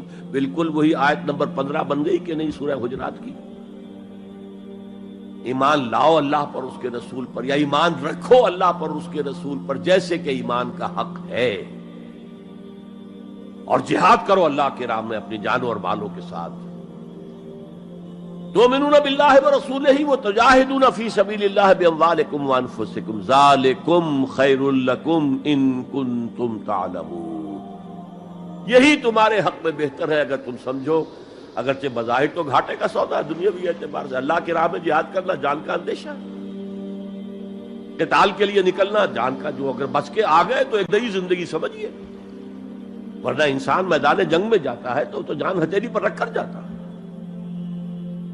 مال مانگا جا رہا ہے اللہ کی راہ میں، مال دے کر دنیا میں تو بہرحال دولت کی کمی کا احساس ہوتا ہے نا. اگرچہ تمہیں گھاٹے کا سودا نظر آتا ہے، حقیقت میں یہی نفع کا سودا ہے اگر تمہارے پاس علم حقیقی ہے. اب ان دو مقامات سے جو نتیجہ میں نے نکالا، there can be no ایمان without jihad فی سبیل اللہ. There can be no salvation on the day of judgment without jihad فی سبیل اللہ. کس قدر اہم ہے جہاد فی سبیل اللہ کو اب سمجھنا، اس کے تقاضوں کو جاننا، اس کی شرائط کا فہم حاصل کرنا. اس ضمن میں جو دنیا میں آج غلط فہمیاں پھیلی ہوئی ہیں اور زبردستی پھیلائی بھی جا رہی ہیں جان بوجھ کر، اس کا اصل سبب ہم خود ہیں. ہماری بہت بڑی غلطی ہوئی کہ ہم نے جہاد اور قتال کو ہم مانی قرار دے دیا. یہ بھی جوڑا وہی ہے، عام اور خاص، لیکن جہاد اور قتال یہ ہم مانی نہیں ہے، سینونیمس نہیں ہے. اسی لیے میں نے سورہ صفی کی آیت نمبر 4 بھی آپ کو سنائی. اب یہ اس اعتبار سے جہاد اور قتال فی سبیل اللہ پر قرآن مجید کی جامع ترین صورت ہے. کل 14 آیتیں، اس میں جہاد فی سبیل اللہ کا ذکر بھی ہے یہ آیت نمبر 11 کے اندر، اور آیت نمبر 4 میں قتال فی سبیل اللہ کا حکم بھی ہے. ان اللہ یحب الذین یقاتلون فی سبیلہ صفا کانہم بنیان مرصوص. اللہ کو محبوب تو وہ بندے ہیں اس کے جو اس کی راہ میں جنگ کرتے ہیں صفیں باندھ کر گویا کہ سیسا پلائی ہوئی دیوار ہے. قتال فی سبیل اللہ، جہاد فی سبیل، دو اصطلاحات ہیں، ان کا مفہوم بالکل ایک تو نہیں ہو سکتا. ہمارے ہاں ان دونوں کو مترادف قرار دے دیا. اس کے نتائج کیا نکلے؟ قتال ہر وقت تو ہوتا ہی نہیں، لہذا جہاد ثانوی شے ہو گیا، اس کی اہمیت ہی نہیں رہی. وہ جو بیک برنر کی جگہ ہوتی ہے وہاں رکھ دیا گیا. بعض لوگوں نے ایک اور غلطی کی اس کے برعکس، جہاد کی اہمیت کے پیش نظر انہوں نے اسے ارکان اسلام میں داخل کر دیا. یہ بہت بڑی جسارت ہے، اس لیے کہ متفق علیہ حدیث حضرت عبداللہ ابن عمر سے میں سنا چکا ہوں 5 ارکان اسلام کے، اور حدیث جبرائیل میں اسلام کی ڈیفینیشن وہی 5 چیزیں. چھٹی چیز داخل کرنے کا کسی کو حق نہیں. ارکان اسلام میں جہاد فی سبیل اللہ شامل ہے، ارکان ایمان میں شامل ہے. There can be no ایمان without جہاد فی سبیل اللہ، and there can be no salvation. نجات کا کوئی امکان نہیں ہے اگر جہاد فی سبیل اللہ. ہم نے مترادف بنا کر ایک طرف تو سیکنڈری حیثیت دے دی اس کو، اور اس سے ستم والا ستم، مسلمان جنگ کرے وہ جہاد فی سبیل اللہ ہے. مسلمان بادشاہ ہے، زانی ہے، شرابی ہے، بدماش ہے، عیاش ہے، اور وہ صرف کسی اپنے پڑوسی غیر مسلم ملک پر حملہ کر رہا ہے تاکہ اس کی ریونیوز بڑھ جائیں، اس کی آمدنی بڑھ جائے، اس کی عیاشیوں کا میں اضافہ ہو جائے، وہ اور زیادہ بڑے محل بنائے، تو اس کی جنگ جہاد فی سبیل اللہ ہوگی. ہم نے بدنام کیا جہاد فی سبیل اللہ. اب غیر مسلم تو یہ سب کچھ دیکھتے ہیں، جہاد کسے کہتے ہیں، اسی کے اعتبار سے پھر مفہوم ان کے سامنے آتا. یہ مغالطہ ہم نے ڈالا، اس کے نتائج آج ہم بھگت رہے ہیں. اب سمجھیے مثبت طور پر جہاد فی سبیل اللہ ہے کیا، اس کے مراحل کیا ہیں. ایک 9 سٹوریڈ بلڈنگ کا آپ تصور کریں گے جس کی اس نویں منزل پر جا کر قتال آئے گا، اس سے پہلے نہیں. لیکن اس سے بھی پہلے لفظی معنی کیا ہے جہاد کے؟ جہاد کا لفظ بنا جوہد سے. جوہد کے معنی کوشش، جد و جہد اردو میں ہم بولتے ہیں، اور آج کے عنوان میں بھی جد و جہد ہی کا لفظ استعمال ہوا ہے. لیکن جیسا کہ میں نے کہا تھا، مختلف ابواب میں آنے سے معنی بدلتے ہیں. جہاد یا مجاہدہ، جوہد یک طرفہ ہے، کوشش، کسی کام کے لیے آپ کوشش کر رہے ہیں. To exert yourself for something, for some objective. لیکن جہاد یا مجاہدہ بنے گا جبکہ دو افراد ایک دوسرے کے مقابلے میں آ کر کوشش کر رہے ہیں، رسا کشی ہو رہی ہے. لہذا کوشش اور کشاکش، اس میں جو فرق ہے، رسا کشی، ایک ٹیم ادھر ہے ایک ادھر ہے، وہ رسے کو ادھر کھینچ رہی ہے وہ ادھر کھینچ رہی ہے، یہ دو طرفہ عمل ہے جہاد یا مجاہدہ. اسی طریقے سے قتل اور مقاتلہ یا قتال، کوئی شخص جا رہا تھا آپ نے شوٹ کر دیا، یہ قتل ہے، یک طرفہ عمل ہے. دو فوجیں آمنے سامنے ہیں، یہ ان کو قتل کرنا چاہتے ہیں وہ ان کو قتل کرنا چاہتے ہیں، یہ قتال ہے، یہ جنگ ہے. یا مقاتلہ ہے، دونوں مصدر ہیں یہ، جوہد، کوشش. اچھا انگریزی میں آپ کیا کہیں گے؟ To strive for something, کسی چیز کے لیے کوشش کرنا. اور جہاد کیا ہوگا؟ To struggle against something, وہ اگینسٹ ہوگا، اسٹرگل، محنت. اس فرق کو ذہن میں رکھیے. جوہد کوشش، ٹو اسٹرائیو کوشش کرنا.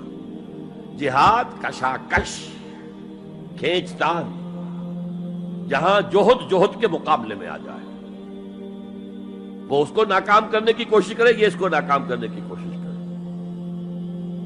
ایک ویکنسی ڈکلیئر ہوئی ہے، اب آپ پورا زور لگا رہے ہیں، جو سفارش ہو سکے، جو کچھ ہو سکے کسی طریقے سے مجھے ملے. ایک اور شخص بھی زور لگا رہا ہے، یہ آپ کا جہاد ہو رہا ہے. اور قتل یک طرفہ عمل ہے، قتال جنگ ہے، دو طرفہ.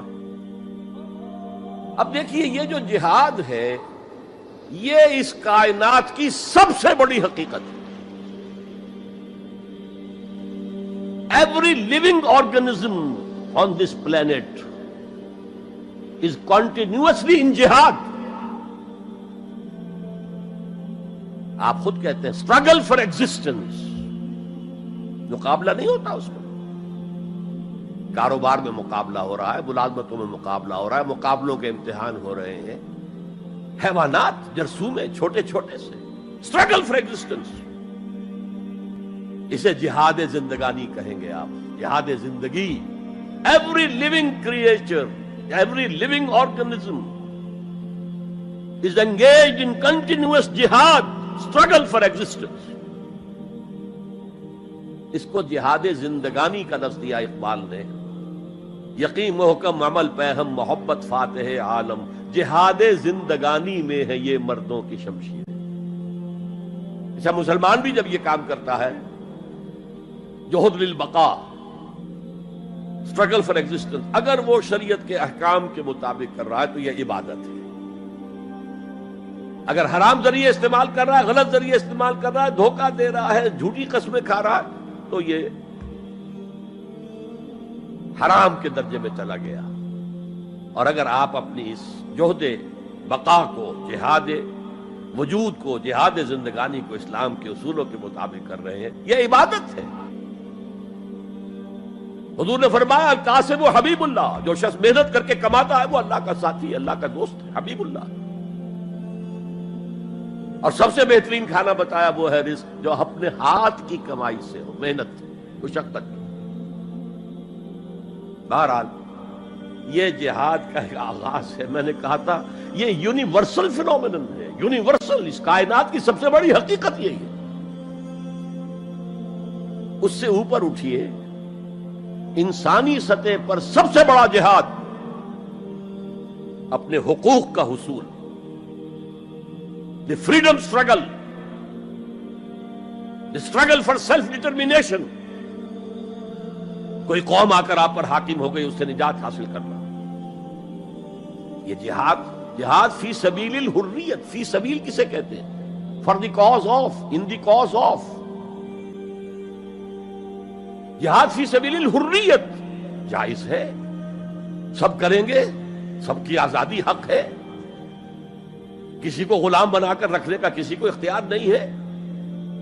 تو struggle for freedom it's a universal phenomenon. اور مسلمان بھی اگر کرے گا اور اللہ کی حدود کے اندر رہ کر کرے گا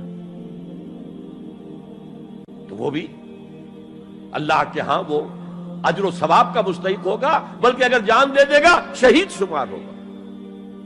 اس لیے کہ حضور کی ایک حدیث ہے، من قتل دون مالہ فہو شہید. جو شخص اپنے مال کی حفاظت میں مارا گیا وہ بھی شہید ہے. اب آپ کہیں جا رہے تھے، آپ کے پاس کچھ مال ہے، جیب میں کچھ ہے، کوئی ڈاکو آ گئے آپ کو گھیر لیے.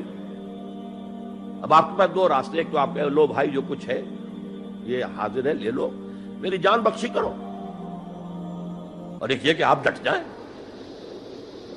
اس ڈٹ جانے میں اگر جان چلی گئی تو آپ شہید ہیں. من قتل دون مال ہی، تو مال سے تو 1000 گنا بڑی شے ہے حریت فی سبیل الحریہ. لیکن ہم نے کیا غلطی کی؟ فریڈم سٹرگل کو بھی جہاد فی سبیل اللہ کہہ دیا. بہت بڑی غلطی، جس کا سب سے بڑا مثر میں آپ کو بتاتا ہوں. یہ مڈ 50s کی بات ہے. میں اپنے MBA سے فارغ ہو کر منٹگومری میں، جو اب سائیوال کہلاتا جا کر آباد ہو گیا تھا والدین کے پاس، الجزائر میں اس وقت فریڈم سٹرگل چل رہی تھی فرانس کے خلاف. تو اس کے لیے کچھ فنڈز حاصل کرنے کے لیے ایک وفد آیا پاکستان کے دورے پر. ایک تو کرنل صاحب تھے، کرنل عودہ، وہ تو داڑھی مونچھ صاف تھے جیسے ہوتے عام طور پر فوجی. لیکن ایک بہت بڑے عالم دین علامہ بشیر الابراہیمی الجزائری، بہت مشہور، بہت بڑے عالم، وہ بھی ساتھ تھے. انہوں نے جو تقریر کی عربی میں، جہاد فی سبیل اللہ، جہاد فی سبیل اللہ، واقعہ یہ کہ وجد میں آ گیا پورا مجمع. وہ لوگ تو وجد میں نہیں آ سکے ہوں گے جنہوں نے ترجمہ جنہوں نے سنا ہے، لیکن میں عربی سے واقف تھا تو میں واقعتاً وجد میں آ گیا. قرآن کا بیان، حدیث کے بیان، جہاد فی سبیل اللہ کی اہمیت، جہاد فی سبیل اللہ کا مقام و مرتبہ. اچھا جو بھی ہو سکا، پیسے ہم نے جمع کیے، کمیٹی بنائی، تھیلی پیش کی. Now prepare for the shock. جب یہ جہاد کامیاب ہوا تو ایک سوشلسٹ ریاست قائم ہو گئی. How come؟ اگر یہ جہاد فی سبیل اللہ تھا تو اسلامی ریاست قائم ہونی چاہیے تھی. اگر درخت آم کا تھا تو اس میں نمولی کیسے لگ گئی؟ معلوم ہوا کہ ہم نے غلطی کی تھی. ہم نے اسے جہاد حریت کی بجائے جہاد فی سبیل اللہ کہہ دیا. بھئی جہاد حریت جائز ہے اور اس کے لیے جان دینا بھی شہادت ہے، لیکن آپ نے اس کو جہاد فی سبیل اللہ کیسے کہہ دیا؟ چنانچہ یہ نوٹ کر لیجئے کہ میں نے جب افغانستان میں روسی فوجیں داخل ہو گئیں تو جو وہاں پر ایک سٹرگل شروع ہوئی ہے، ریزسٹنس شروع ہوئی ہے، میں نے اسے کبھی جہاد فی سبیل اللہ نہیں مانا. جہاد فی سبیل اللہ کا نعرہ لگوا کر امریکہ نے فائدہ اٹھایا، مرے افغان، اور کام بن گیا اس کا آرک رائیول جو ہے وہ ختم ہو گیا. اور نتیجہ پوری دنیا بھگت رہی ہے کہ بائی پولر کی بجائے یونی پولر دنیا ہو گئی. اور وہ جو ایک پول ہے جتنا طاقت کے نشے میں اس وقت چور چور ہے، وہ آپ کو معلوم ہے، مجھے تفصیل میں جانے کی ضرورت نہیں. میں نے کہا تھا جہاد حریت ہے، جائز ہے، to defend your country against an invader, لیکن اسے جہاد فی سبیل اللہ نہ کہیں. اچھا اس سے آگے آئیے، اب ہیومن لیول پر اس سے اوپر کا ایک کی سطح ہے، نظریے اور نظام کے لیے جہاد. ایک نظریہ تھا مارکسزم، اس کی بنا پر نظام جو بنا وہ communism. Who really believed in Marxism and communism, he struggled to establish a communist state. یہ جہاد ہے فی سبیل الاشتراکیہ، اشتراکیت کی راہ میں جہاد کر رہے ہیں. جانیں دے رہے ہیں، مر رہے ہیں، زار کی فوجیں جو ہیں وہ شوٹ کر رہی ہیں کھڑے ہو کر کے قطاروں کے اندر، جانیں دے رہے ہیں. اس کے بغیر تو ظاہر بات ہے شہنشاہیت، زار کی شہنشاہیت کہیں جگہ چھوڑ سکتی تھی، کہیں اپنی جڑ چھوڑ سکتی تھی؟ تو یہ جو جہاد ہے یہ ہے ایک نظریے کی بنیاد پر، اس نظریے پر ایک نظام قائم ہوتا. جس نظریے میں وہ بلیو کرتے ہیں کہ یہی حق ہے، یہی انسان کے لیے بہتر ہے، اسی میں عدل ہے، اسی میں انصاف ہے، اس کو قائم کرنے کی جد و جہد کرنا ان پر فرض. نہیں کرتے تو آپ کہیں گے ایسے ہی جھوٹ موٹ کو بنا پھرتا ہے کمیونسٹ، اس کی تو ساری دوستیاں، اس کے سارے تعلقات جو ہیں وہ تو کیپٹلسٹ کے ساتھ ہیں، تو ان کے تنخواہیں لیتا.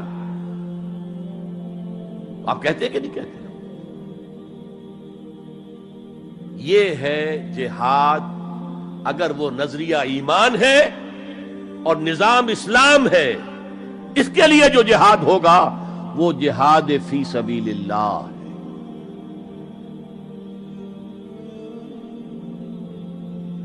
کسی اور مقصد کے لیے یہ جہاد کو آپ جہاد فی سبیل اللہ نہیں کہہ سکتے. آپ ڈیموکریسی کے قیام کے لیے کسی بادشاہت کو ختم کر کے ڈیموکریسی کا نظام قائم کرنا چاہتے ہیں، جہاد ہے، جہاد فی سبیل الدیمقراطیہ، جہاد for the cause of democracy, جہاد فار دی کاز آف اشتراکیت. اسی معنی میں قرآن مشرکین مکہ کو بھی مجاہد قرار دیتا تھا. وہ تھے مجاہدین فی سبیل الشرک، جانے نہیں دے رہے تھے، کیا قربانیاں نہیں دے رہے تھے؟ وہ اپنے عقیدے کے لیے، اپنے نظریے کے لیے، اپنے نظام کے لیے جانے دے رہے تھے. تو یہ ہے جہاد نظریے اور نظام کے لیے. پھر میں تیسری مرتبہ دوہرا رہا ہوں، اگر وہ نظریہ ایمان ہے اور نظام اسلام کا ہے، قائم کرنا پیش نظر ہے، تو وہ ہے جہاد فی سبیل اللہ. اب اس کے 3 لیولز ہیں اور ہر لیول پر 3 سب لیولز ہیں. سب سے پہلا جہاد فی سبیل اللہ کا مرحلہ ہے کہ ایمان دل میں آ گیا تو ایک کشاکش اندر شروع ہو جائے گی. میں اگر فرائیڈ کی اصطلاح استعمال کروں تو ایگو اور ایڈ یا لیبیڈو میں تصادم ہوگا. آپ کے نفس کی خواہش کچھ اور ہے، ایمان کہتا ہے غلط. کشاکش ہوگی کہ نہیں؟ یہ اندرونی جہاد ہے اپنے نفس کے خلاف. جیسے فرعون نے کہا تھا الیس لی ملک مصر وہذہ الانہار تجری من تحتی، کیا میں بادشاہ نہیں ہوں مصر کا؟ مصر کی حکومت میری نہیں ہے؟ اور کیا یہ ساری نہریں جو ہے میرے نظام کے تحت نہیں چل رہی؟ اسی طرح برا نہ مانیے، ہمارا نفس کہتا ہے یہ جسم میرا ہے، میری ملکیت ہے، اٹس مائی ڈومین، میری خواہش پوری کرنی ہوگی. جیسے اس نے کہا میں نہیں جانتا کوئی خدا ہے میرے سوا اور میرے اوپر، میں نہیں مانتا. نفس بھی کہتا میں نہیں ماننے کو تیار، کیا حلال ہے کیا حرام ہے، کیا جائز ہے کیا ناجائز، میری خواہش پوری کرو.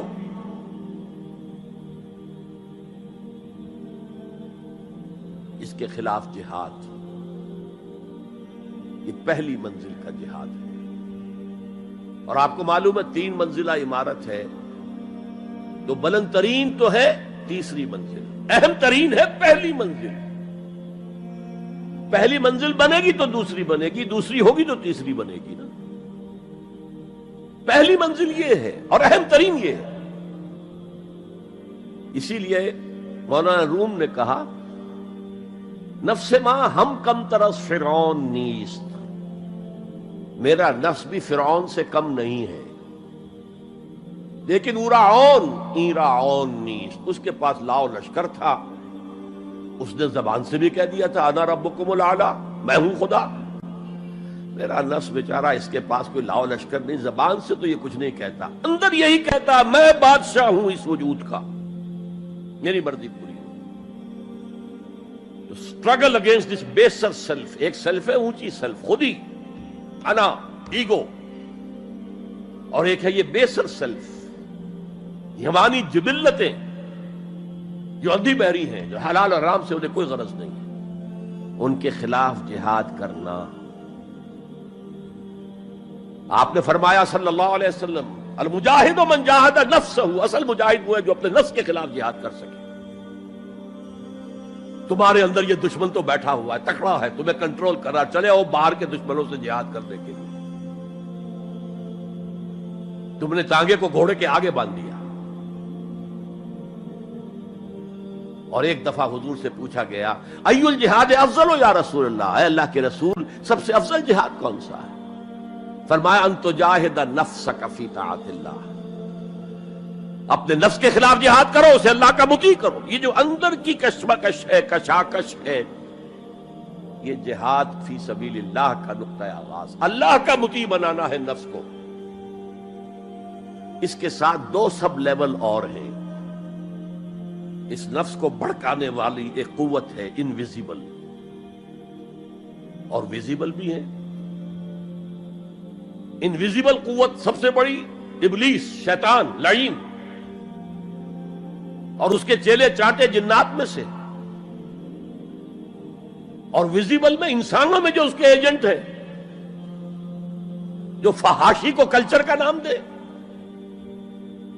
یہ اس ابلیس کے چیلے ہیں۔ ان کے خلاف جہاد نہیں کریں گے آپ، اگر آپ ان کے خلاف ایگریسو ایٹیٹیوڈ اختیار نہیں کریں گے تو آپ ان کے دباؤ میں آ جائیں گے۔ ان الشیطان لکم عدوا فاتخذوہ عدوا، اے لوگوں یہ شیطان تمہارا دشمن ہے، اس کو اپنا دشمن سمجھو۔ وہ تمہیں سبز باغ دکھاتا ہے، بدی کو مزین کر کے دکھاتا ہے، اچھے اچھے نام اس کے رکھ دیتا ہے، اور تمہیں آمادہ کرتا ہے بدی کے ارتکاب پر۔ نہیں، وہ تمہارا دشمن ہے۔ افتتخذونہ وذریتہ اولیاء من دونی، تم مجھے چھوڑ کر اسے اور اس کے چیلے چانٹوں کو تم اپنا دوست بناتے ہو۔ نہیں، شیطان کے خلاف جنگ کرو۔ اور تیسرا اس پر سب لیول کیا ہے؟ معاشرہ اگر بگڑا ہوا ہے، اس کا عمومی رجحان برائی کی طرف ہے، تو سوشل پریشرز آپ کو ادھر دھکیلتے ہیں۔ جیسے کہ اگر کوئی موب جا رہا ہے تو اس کے ساتھ چلنا تو بہت آسان ہے، وہ خود ہی آپ کو دھکیلتا ہوا لے جائے گا۔ اس کے خلاف چلنا بہت مشکل کام ہو سکتا ہے۔ آپ بڑی زور لگا کے 4 قدم آگے بڑھیں، پھر کو ریلا آئے 10 قدم پیچھے لے جائے۔ تب دو ہی راستے ہیں، زمانہ باتوں نہ سازت تو بعد زمانہ بے ساز۔ یا تو پیسو معاملہ ہے، زمانہ تمہارے ساتھ سازگاری نہیں کرتا، چھوڑو تم زمانے کے ساتھ سازگاری اختیار کر لو، چلو تم ادھر کو ہوا ہو جدھر کی۔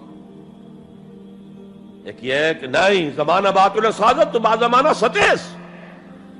زمانہ اگر تمہارے ساتھ سازگاری نہیں کر رہا تو زمانے سے جنگ کرو، لڑو، ریزسٹ کرو۔ تو 3 جہاد ہو گئے فرسٹ لیول کے، 3 سب لیولز۔ نفس امارہ، اڈ، لیبیڈو، نفس حیوانی کے خلاف جہاد،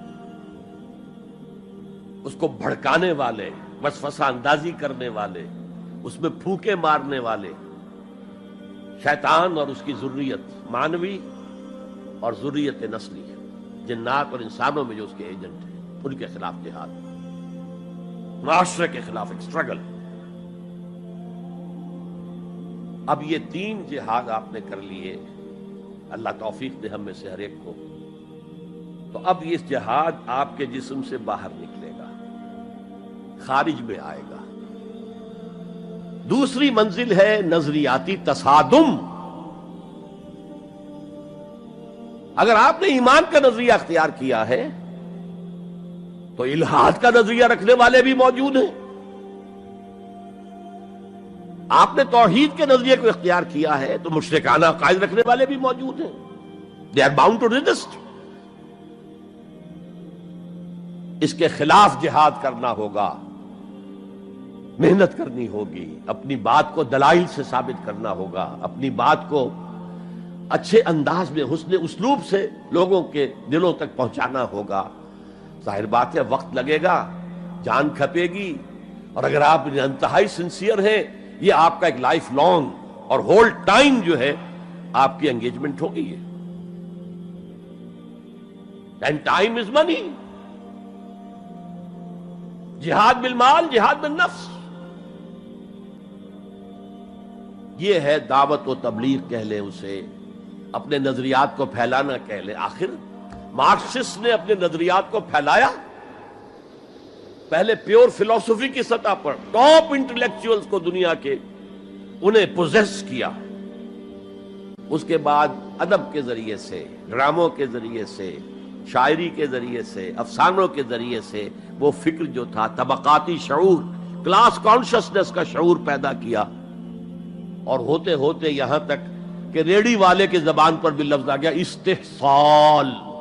اتنا ثقیل عربی لفظ، استحصال کر رہے ہیں. یہ سارا کام یوں ہی تو نہیں ہو گیا. کتنے ادیبوں نے، کتنے ڈرامہ نویسوں نے، کتنے شاعروں نے اس فلسفے کو پھیلایا ہوگا. اچھا، اس کے بھی 3 سب لیولز ہیں. ہر انسانی معاشرہ 3 سطح کے لوگوں پر مشتمل ہے. ایک انٹلیکچوئل مائنورٹی ہوتی ہے، انٹیلیجنسیا ہوتا ہے، یا جسے ایک اور اصطلاح میں کہتے ہیں brain trust of the society. They control direction and destination of the society. ہوتے ہیں مائنورٹی، مائنیوٹ مائنورٹی، لیکن ان کا اور پوری قوم کا جو باہمی رشتہ ہے وہ کیا ہے؟ جیسے یہ دماغ اور پورا جسم. میری ٹانگیں مجھے لے کر چل سکتی ہیں، دوڑ سکتی ہیں، اگرچہ اب میں دوڑ نہیں سکتا گھٹنوں کے آپریشن کے بعد، لیکن بہرحال دوڑا بھی کرتا تھا. لیکن کدھر جانا ہے اس کا فیصلہ یہاں ہوتا ہے. یہ صلاحیت ٹانگوں میں نہیں ہے. ہاں، یہاں سے فیصلہ ہو دوڑو، دوڑیں گے. ہاتھ پکڑ سکتا ہے کسی چیز کو، کس کو پکڑے کس کو نہ پکڑے. ہو سکتا ہے کہ آپ نے ہاتھ بڑھا بھی دیا ہو، کسی کو لکڑی سوکھی سمجھ کر آپ جو ہے جنگل کے اندر سے ایندھن جمع کر رہے ہیں، اچانک آنکھ نے دیکھا وہ تو حرکت کر رہی ہے، فوراً اطلاع گئی، ارے یہ تو سانپ معلوم ہوتا ہے، یہاں سے حکم آیا ہاتھ کھینچ لو، فوراً کھینچ لیا. تو کنٹرول تو یہ کر رہا ہے نا. ماسز کسی معاشرے کی نہ ڈائریکشن معین کر سکتے ہیں، نہ اس کی ڈیسٹینیشن کا فیصلہ کر سکتے ہیں. یہ اس کا انٹیلیجنسیا ہے، یہ اس کا برین ٹرسٹ ہے، یہ اس کا انٹلیکچوئل ایلیٹ ہے. لہذا اس نظریاتی تصادم میں بھی پرائرٹی نمبر 1 وہ طبقہ ہے. اگر وہ آپ کے نظریات کے قائل نہیں ہوں گے، حامل نہیں ہوں گے، there can be no collective change in this society.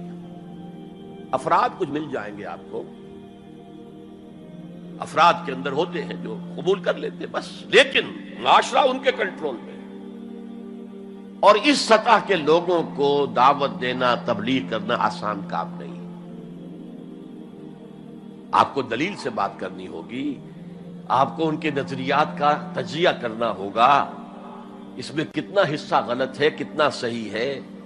ان کے دماغوں میں مارکسزم گھسا ہوا ہے، ان کے دماغوں میں فرائیڈزم گھسا ہوا ہے، ان کے دماغوں میں ڈارونزم گھسا ہوا ہے، ان کے دماغوں میں لاجیکل پازیٹیوزم گھسا ہوا ہے.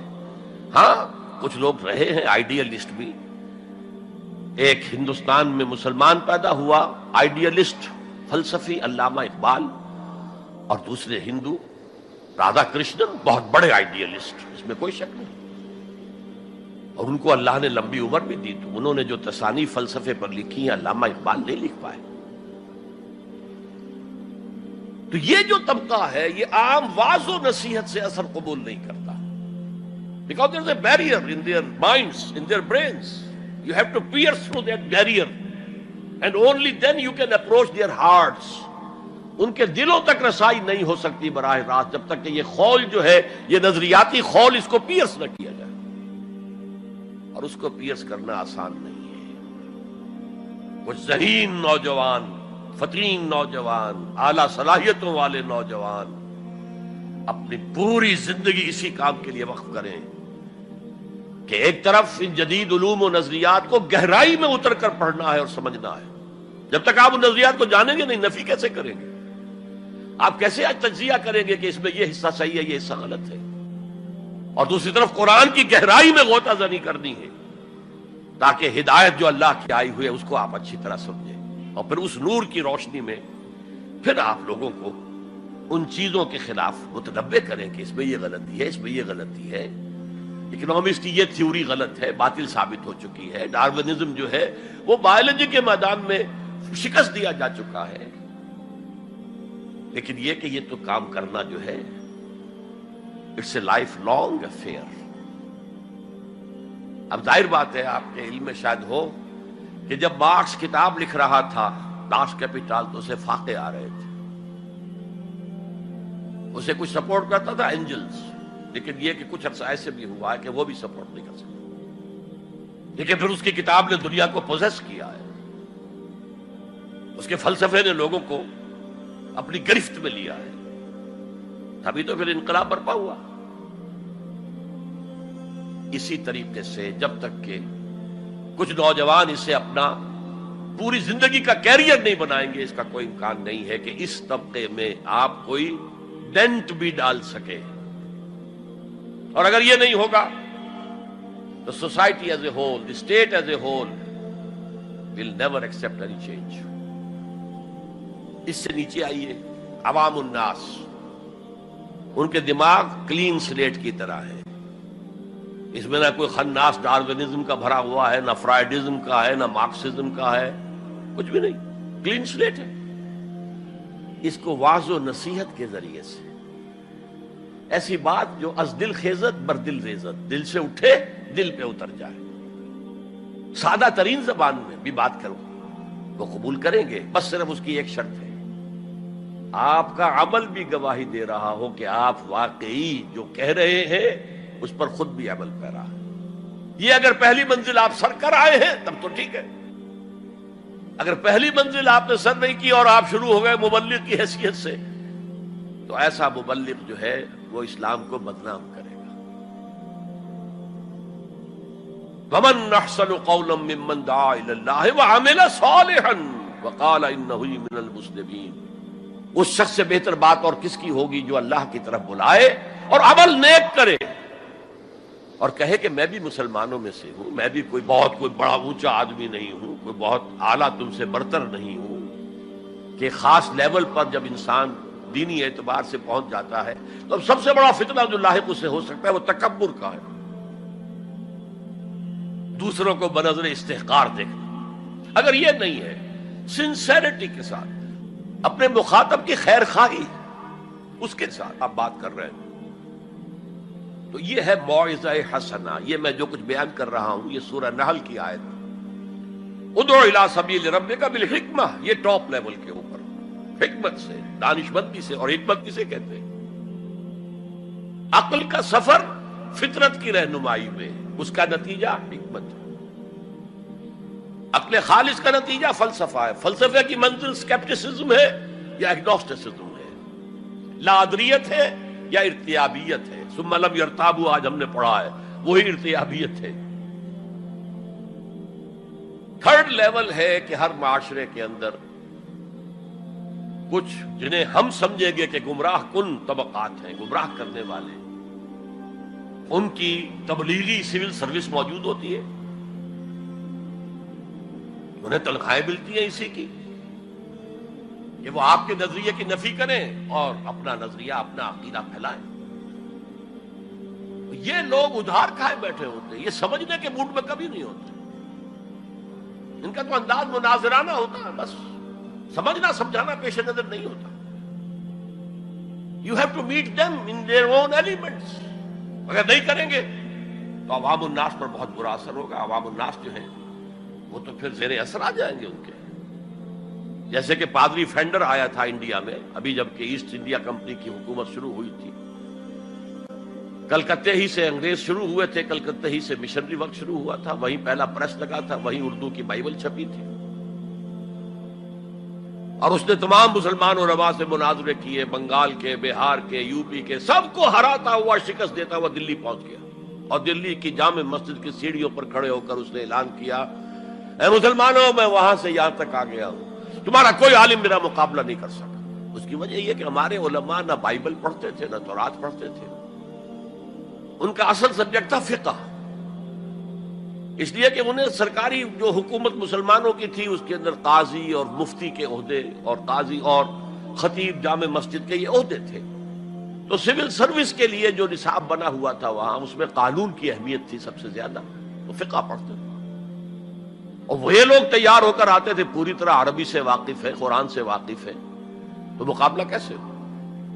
اور اگر اس وقت کوئی شخص مقابلے میں نہ آ سکتا، ایک تو عجیب بات نوٹ کیجئے کہ اس وقت اسلام اور توحید کا دفاع کرنے والا سب سے بڑا ایک ہندو تھا، راجا رام موہن رائے،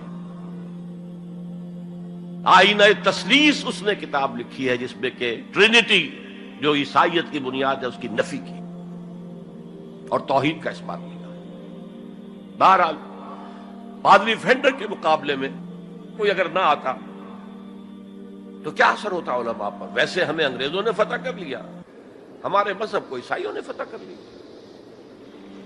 لیکن اللہ کا فضل ہوا، کرم ہوا، ضلع مظفر نگر کا ایک قصبہ کیرانہ ہے، مولانا رحمت اللہ کیرانوی رحمت اللہ علیہ، وہ میدان میں آئے، انہوں نے شکست فاش دی، فینڈر کو بھاگ گیا ہندوستان سے۔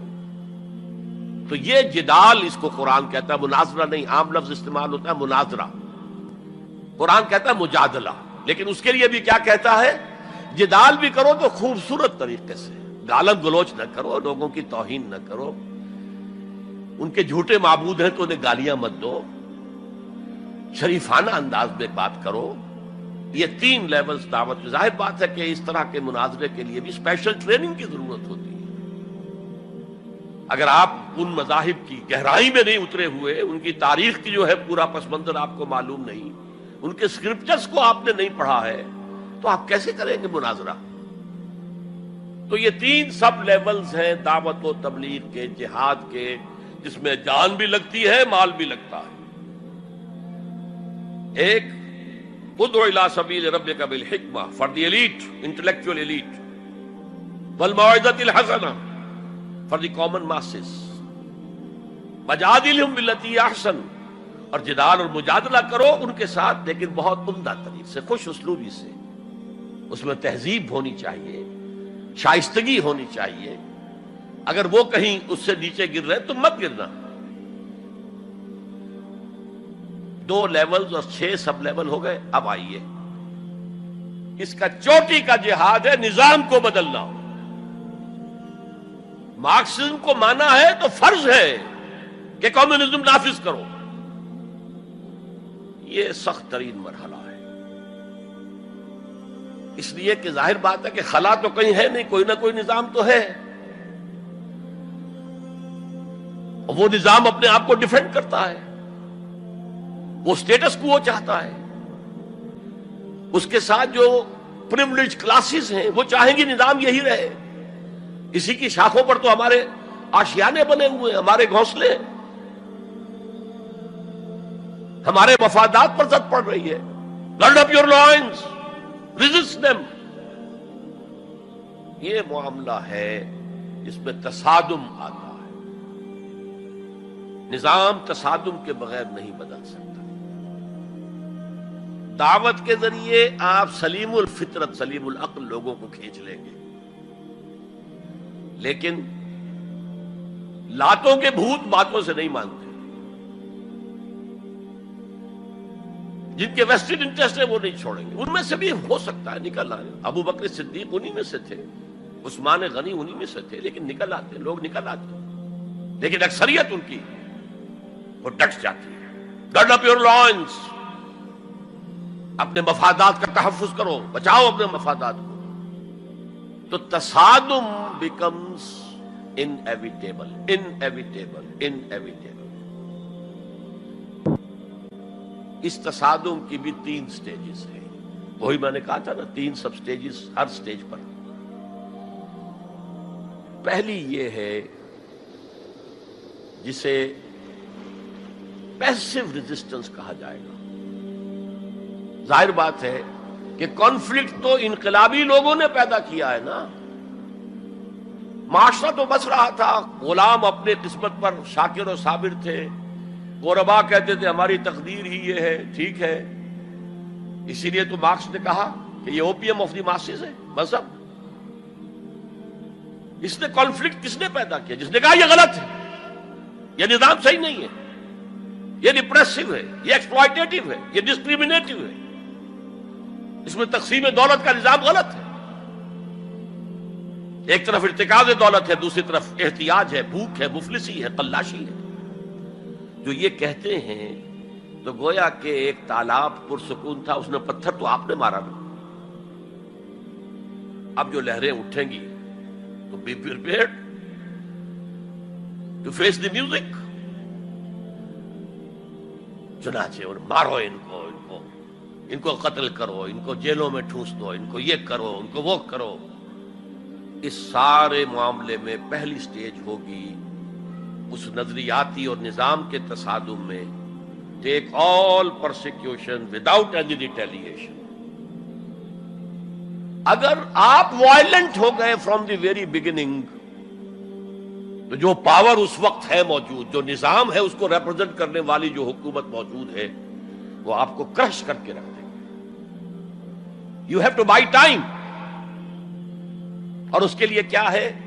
وہ تمہیں مارے تم جواب نہ دو، وہ گالی دے تم انہیں دعائیں دو، وہ پتھر مارے تم پھول پیش کرو۔ ادفع باللتی ہی احسن، بہترین انداز میں دفاع کرو۔ اسے کہتے ہیں پیسو ریزسٹنس۔ حضور کی سیرت میں پورے 12 برس یہ حکم تھا، this was the order of the day, no retaliation whatsoever, no raising of hands even in self defence. اور یہ میں آپ کو بتا چکا ہوں، مہاتما گاندھی نے کہا، سرحدی گاندھی عبد الغفار خان سے، کہ میں نے یہ عدم تشدد جو ہے، تشدد کا جواب تشدد سے نہ دینا، یہ میں نے سیکھا ہے حضرت مسیح سے اور حضرت محمد سے صلی اللہ علیہ وسلم۔ حضرت مسیح کی زندگی پہلی سٹیج ہی پر تک رہی، آگے کی وہ مہم چلی ہی نہیں، اس لیے کہ آپ کو ریسپانس ملا ہی نہیں۔ کہتے ہیں کل 72 آدمی ایمان لائے تھے ان پر، اور ان میں سے بھی 12 تھے جو ان کے مخلص ساتھی تھے، حواریین تھے، ہر وقت ساتھ رہتے تھے، اور ان میں سے بھی ایک وہ تھا جس نے غداری کر کے گرفتار کرایا ہے، ان کی اپنی روایت کے مطابق۔ اس کو چھوڑیے، تفصیل میں نہیں جانے کی ضرورت نہیں۔ تو بہرحال اس سے اگلی سٹیج کیسے آتی ہے؟ دعوت وہ دیتے رہے، دعوت دیتے رہے، وعظ کہتے رہے، یہ سب کچھ کرتے رہے، سیکنڈ سٹیج تک رہے، تھرڈ سٹیج تک تو جب تک کہ قوت حاصل نہ ہو you can't proceed. If there's no response you can't go forward. لیکن یہ کہ حضور کی زندگی میں اگلی سٹیج آ گئی، ساتھی آئے، انہیں مارے کھانی پڑی، دہکتے ہوئے انگاروں پہ لٹایا گیا، جانوروں کی لاشوں کی طرح ان کی گردن کے اندر رسیاں باندھ کر انہیں گھسیٹا گیا گلیوں کے اندر، سب کچھ ہوا ہے، برداشت کیا، انہیں قتل بھی کیا گیا۔ حضرت سمیہ، حضرت یاسر پہلے مقتولین ہیں، میاں بیوی رضی اللہ تعالی عنہما، سب کچھ ہوا ہے، برداشت کرو، اسبرو، صبر کرو۔ اس کا ایک بہت بڑا نتیجہ نکلتا ہے، اس معاشرے میں جو سائلنٹ میجورٹی ہوتی ہے، وہ سائلنٹ میجورٹی سائلنٹ تو ہوتی ہے، ڈمب تو ہے، ڈیف نہیں ہے، بلائنڈ نہیں ہے۔ وہ بلال کی چیخیں تو سن رہی ہے نا، وہ دیکھ رہی ہے کس طرح دہکتے ہوئے انگاروں پر خباب بن الارت کو لٹایا گیا۔ یہ جو سائلنٹ میجورٹی ہوتی ہے، اب یہ سوچتی ہے یہ ان کے اوپر کیوں یہ تشدد آ رہا ہے؟ کیا بلال نے آقا کی کوئی چوری کر لی تھی؟ کہیں خدا نہ خواستہ خاکم و دہن آقا کی بیٹی کی عزت پر ہاتھ ڈال دیا؟ کیا کیا تھا جو یہ آقا جو ہے امیہ ابن خلف یہ کچھ کر رہا ہے اس کے ساتھ؟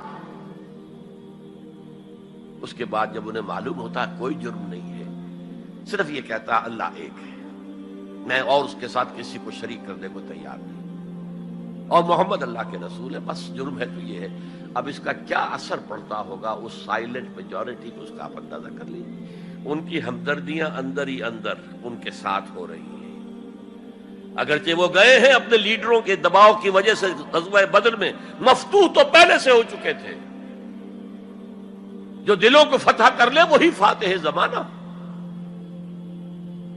بہرحال first stage is passive resistance, صبر محض. سیکنڈ، جب ذرا محسوس ہو ہمارے پاس طاقت ہے، we can risk a direct confrontation with the system، تو اس نظام کو کہیں سے چھیڑا جائے دکھتی رگ کو.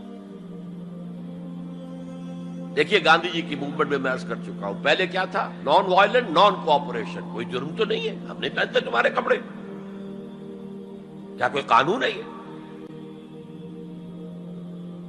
لیکن سیکنڈ سٹیج کیا آئی؟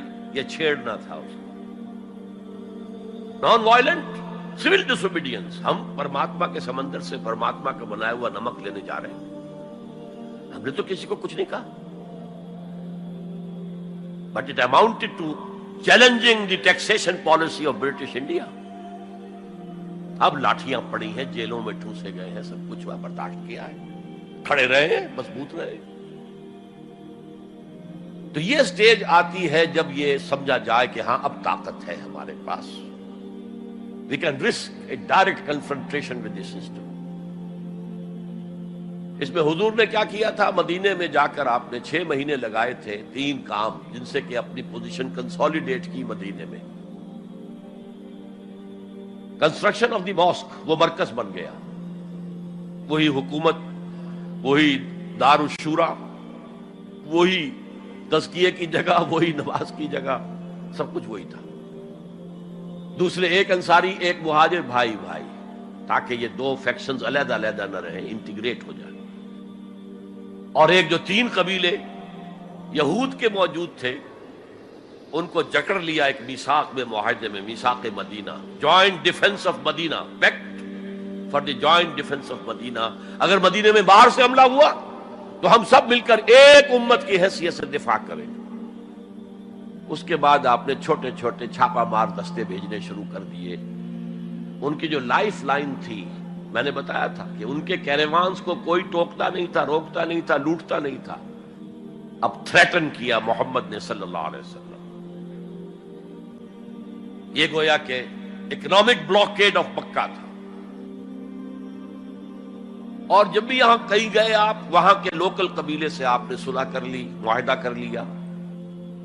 یا تو وہ پہلے قریش کے حلیف تھے، اب حضور کے حلیف ہو گئے، یا انہوں نے کہا کہ صاحب ہم نہ آپ کے ساتھ نہ ان کے ساتھ، نیوٹرل رہیں گے، نہ آپ کے خلاف ان کی مدد کریں گے، نہ ان کے خلاف آپ کی مدد کریں گے. ان دونوں کا نتیجہ یہ ہوا کہ zone of political influence of Quraysh started diminishing. یہ 2 ریزنز تھیں کہ پھر پوری طاقت کے ساتھ قریش نے ریٹیلیٹ کیا ہے. اور پھر لاسٹ معاملہ شروع ہوا ہے، تیسری منزل. اس تیسری منزل کی تیسرا سب لیول، اس کا نام ہے قتال فی سبیل اللہ.